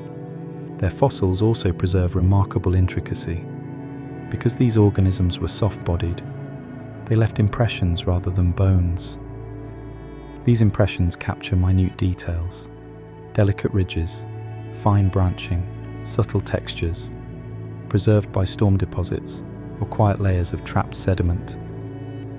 It is as if nature pressed every strange organism into a memory foam mattress and then locked the impressions into stone for future species to puzzle over. But for all their creativity, the Ediacaran organisms were evolutionary dead ends. Most of these bizarre forms vanished by the start of the Cambrian period. Changing oceans, shifting ecosystems, and the rise of predation rendered many of their designs impractical. Their lineage trees abruptly stop, leaving no descendants aside from faint inspirations echoing through later body plans. Still, their legacy is enormous. The Ediacaran period represents life's first major venture into large, multicellular architecture. It set the stage for biological exploration, stretching the boundaries of what organisms could be. These puzzling creatures, strange and unclassifiable, were evolution's earliest drafts. Beautiful, experimental sketches drawn by a world not yet bound to familiar rules. Their shapes may confuse us, their categories may elude us, and their lifestyles may forever remain half-guessed stories. But in their alien elegance, they reveal a profound truth. Before life chose the pathways that led to animals, it wandered freely through a dreamscape of possibilities, unconstrained, imaginative, and wonderfully weird. For most of Earth's early history, the seafloor was a place of extraordinary stillness. Microbes layered into quiet mats, soft-bodied organisms lay like gentle quilts upon the sediment, and currents were the most dramatic force anyone had to contend with. But then came a moment when evolution, as if struck by sudden inspiration, began producing creatures with a new behavioral toolkit. Animals that moved with purpose, ate with discernible enthusiasm, and treated the seafloor not as a canvas to lie upon, but as a buffet to explore, remodel, and occasionally tear apart. The ocean floor, once a serene microbial lounge, suddenly became an eventful place, busier, noisier, and far more dynamic. These early animals didn't resemble modern sea life in any recognizable way. They lacked eyes, jaws, and armor. But they had muscles, or primitive equivalents of them, and that alone changed everything. Movement opened the door to new ecological possibilities that static organisms could never access. One of the earliest game-changing behaviors was grazing. Some animals developed the ability to scrape, suck, or rasp microbial mats off the sediment, turning once unbothered microbial carpets into feeding grounds. This was not predation in the dramatic sense, no chase sequences, no ambushes, but it was disruptive. It meant that for the first time, the seafloor had consumers actively nibbling its biological fabric. Grazers left behind telltale signs. Winding trails where microbial mats had been cleared, patches where surface layers were stripped away, and subtle scratches etched into the sediment. These markings, trace fossils rather than body fossils, offer some of the earliest evidence of purposeful activity. They show that animals were interacting with their environment, not only by existing but by altering it. The seafloor transformed from a passive landscape into one constantly reworked by hungry mouths or mouth-like structures, dragging their way across it. Hot on the heels of grazing came burrowing, another revolutionary innovation. Some early animals began pushing into the sediment, parting grains of sand and silt with soft bodies adapted for life beneath the surface. Their burrows were shallow at first, gentle depressions and sinuous tunnels that looked like the scribbles of a distracted artist. But over time, these burrowers grew bolder, digging deeper, weaving intricate networks, and effectively aerating the sediment in ways that permanently altered the chemistry of the ocean floor. With every burrow carved, the seafloor became less of a calm, laminated world and more of a churned, three-dimensional habitat. The once pristine layers of microbial mats were punctured, overturned, and mixed. Nutrients buried in deeper sediments were brought upward. Waste products were shuffled downward. This biological stirring, called biotubation, was a radical development. It transformed sediment structure, reshaped nutrient cycles, and forced organisms to adapt to an environment that could now change minute to minute, creature by creature. Burrowing also created refuges. Animals slipping underneath the surface found themselves shielded from currents and competitors. They carved out homes, resting chambers, and safe havens for feeding. Some built U-shaped burrows that let water flow gently over their bodies. Others dug vertical shafts from which they could extend feeding structures into the water column. These constructions were not elaborate in a modern engineering sense, but they represented the first architectural efforts of animal life. Tiny, instinct-driven construction projects reshaping ecosystems grain by grain. As grazing and burrowing became more widespread, the ecological web grew thicker and more interactive. Microbial mats, once sprawling unchecked across the seafloor, began to retreat to areas where grazers were scarce or sediment was too unstable. In their place, new species emerged that took advantage of freshly churned sediment, or patches, where grazing created temporary clearing zones. Animals began responding to each other's presence indirectly. A grazer's feeding trail could attract a deposit feeder seeking loose organic matter, and a burrower's activity might expose buried layers for scavengers drifting nearby. Chemical gradients shifted too. Oxygen began penetrating deeper into the sediment thanks to burrowing activity, creating microhabitats where organisms could specialize based on their tolerance or need for oxygen-rich or oxygen-poor environments. Entire vertical communities emerged, stacked by chemistry and shaped by animal movement. Even the microbial populations adapted, evolving strategies to survive in a world where being dug up was now part of the daily routine.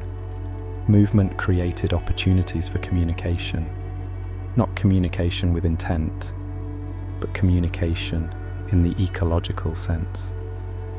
A disturbance in the sediment sent signals through the environment: pressure waves, chemical plumes, ripples of loosened grains. Other organisms responded to these cues, either fleeing, approaching, or shifting position. The seafloor was no longer a backdrop. It was a dynamic interface where behaviors cascaded into consequences. Some early animals developed feeding styles that bordered on innovation. A few sifted sediment, extracting organic particles with gentle undulations. Others swept soft appendages across the seafloor, capturing bits of detritus or plankton.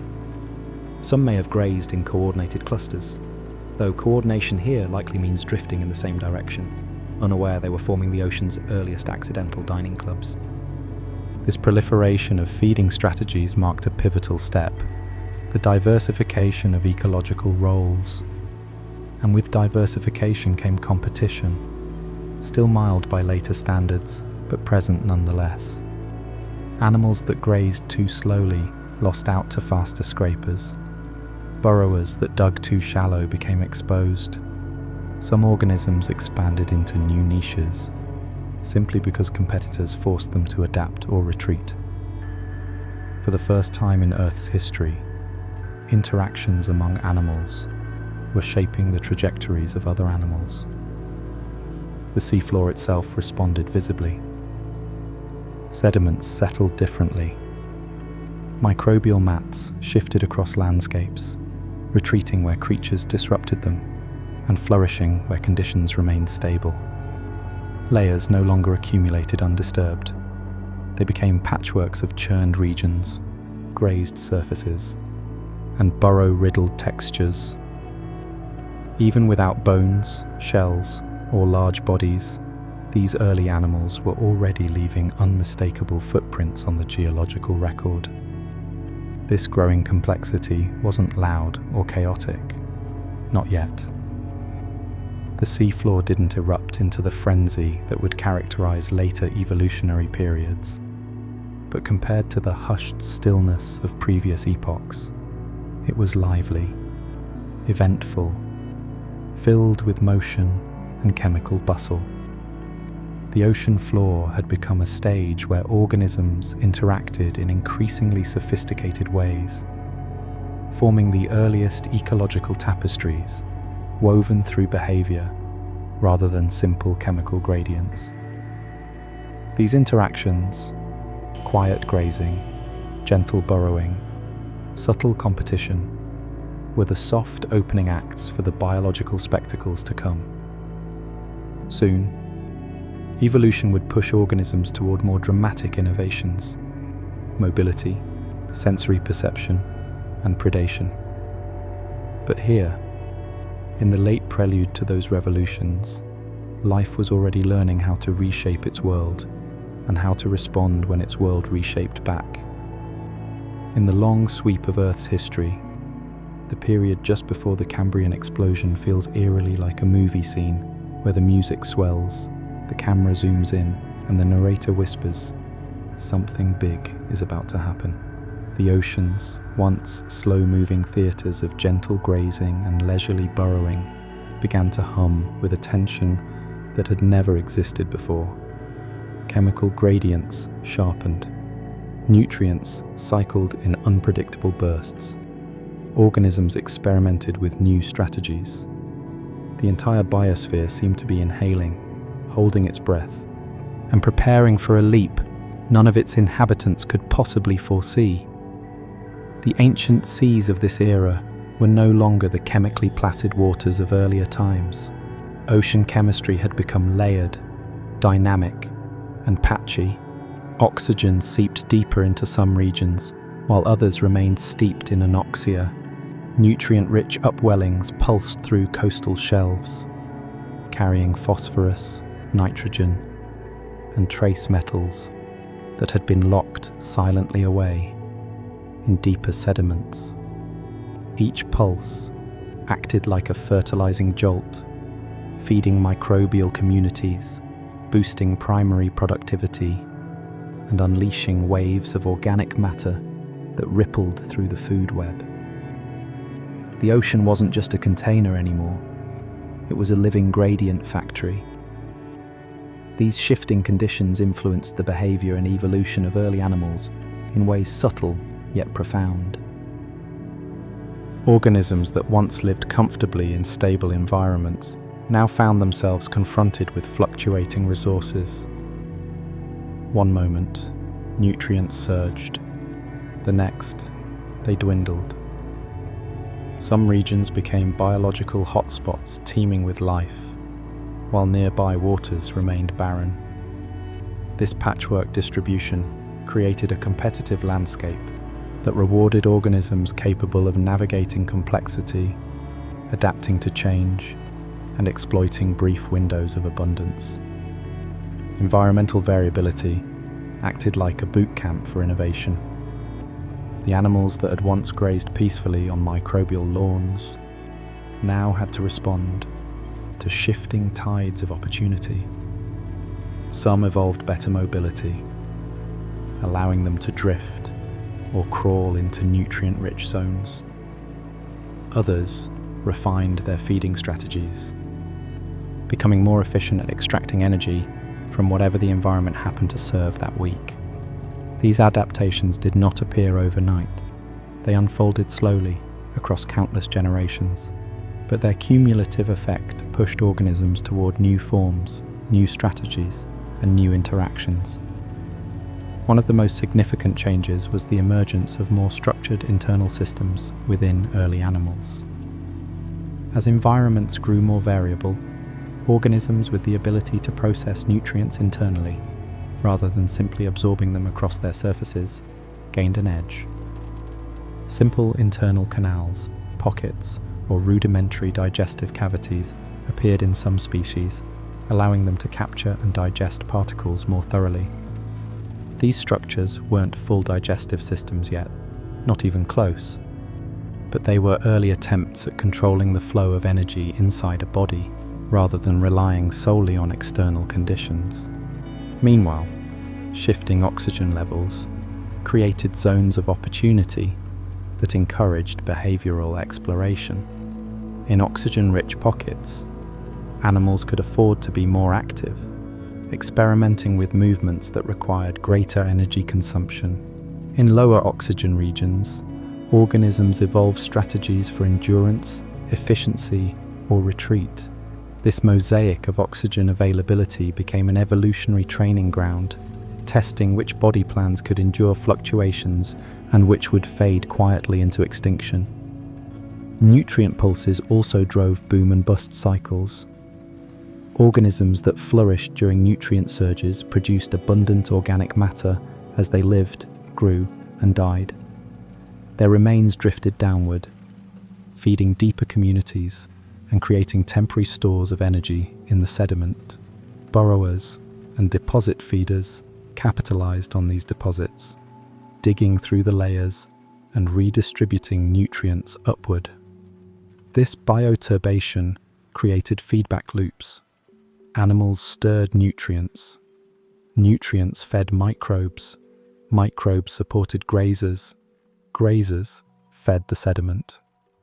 In this cycling dance, energy moved differently than before, less linear, more circular, increasingly interconnected. Complexity wasn't just chemical or ecological, it was spatial. Early animals began occupying more physical niches, not just the flat surface of the seafloor, but the layers beneath it, the water column above it, and the boundary zones between. Some organisms clung to microbial carpets in high-energy coastal environments.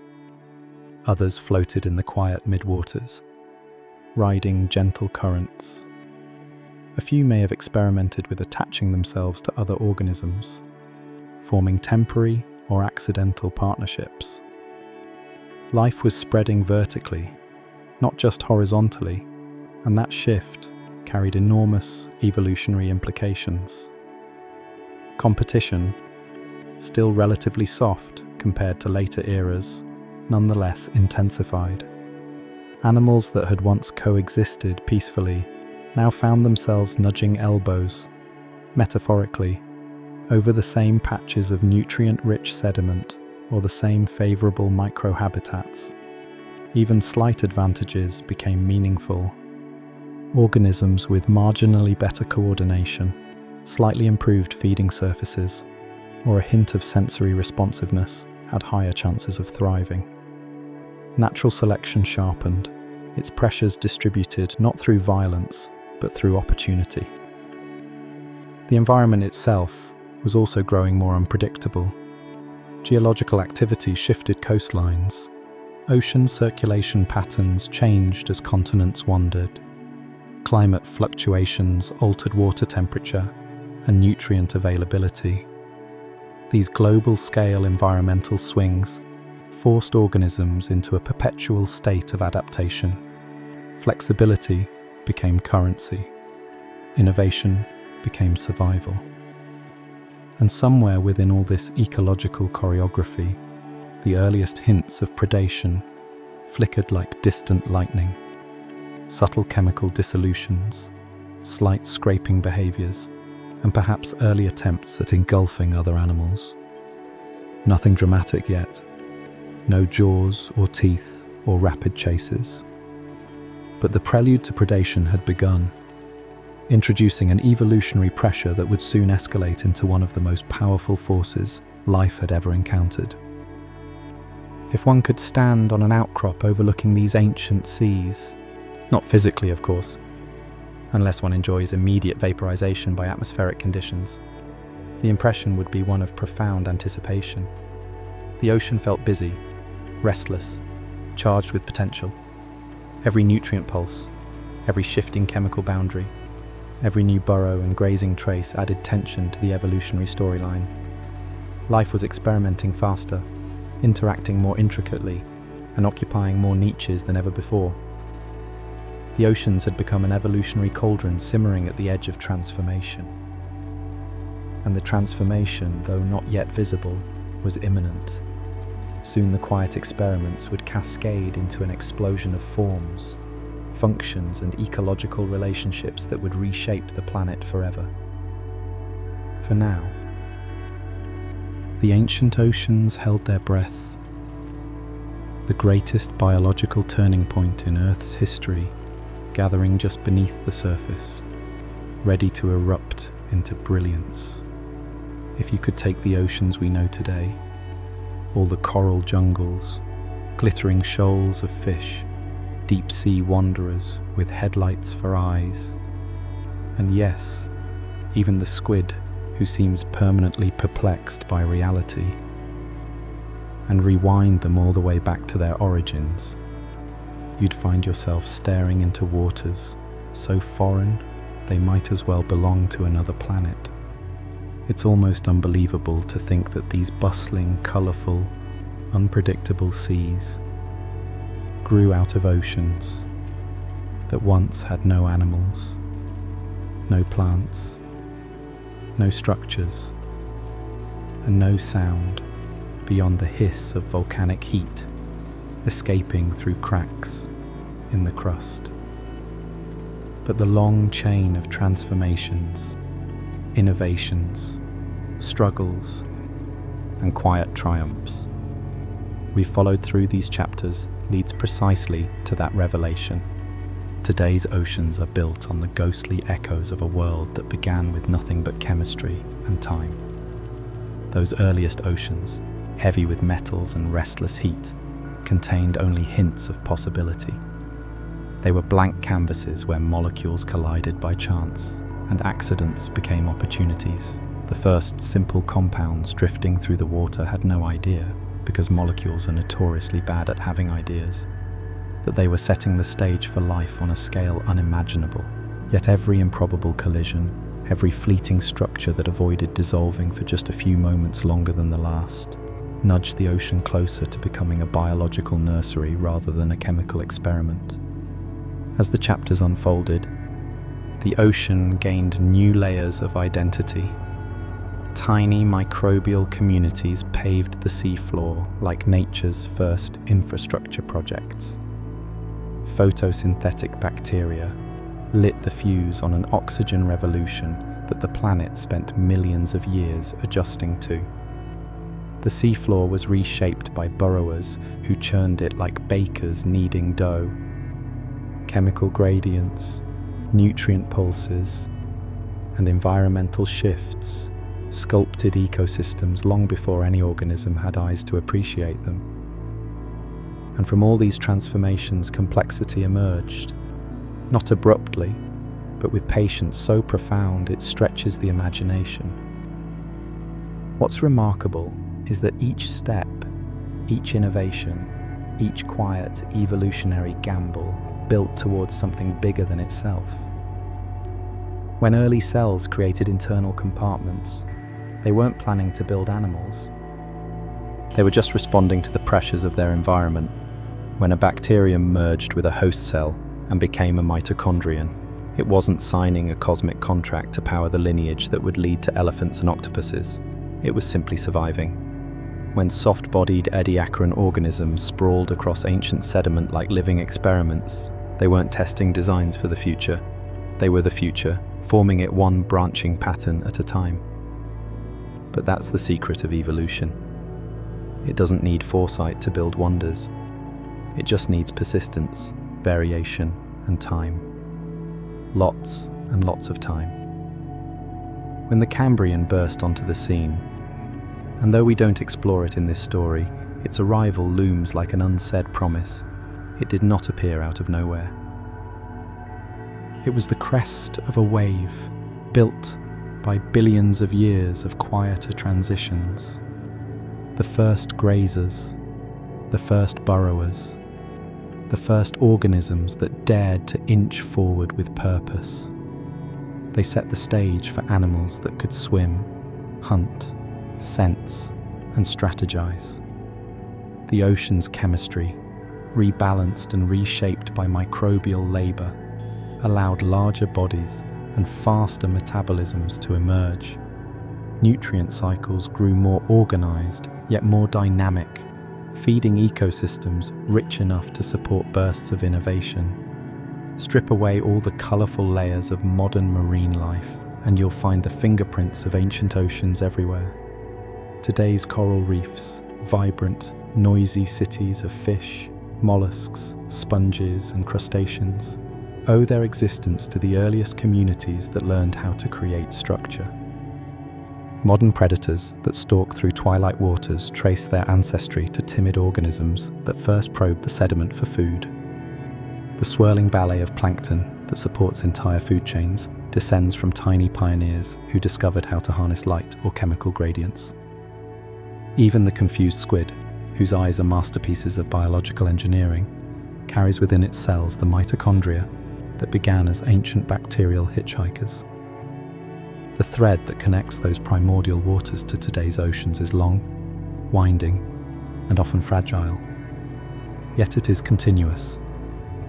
Each step along that thread is a chapter of Earth's autobiography, written not in ink, but in sediments, molecules, and ancient sunlight.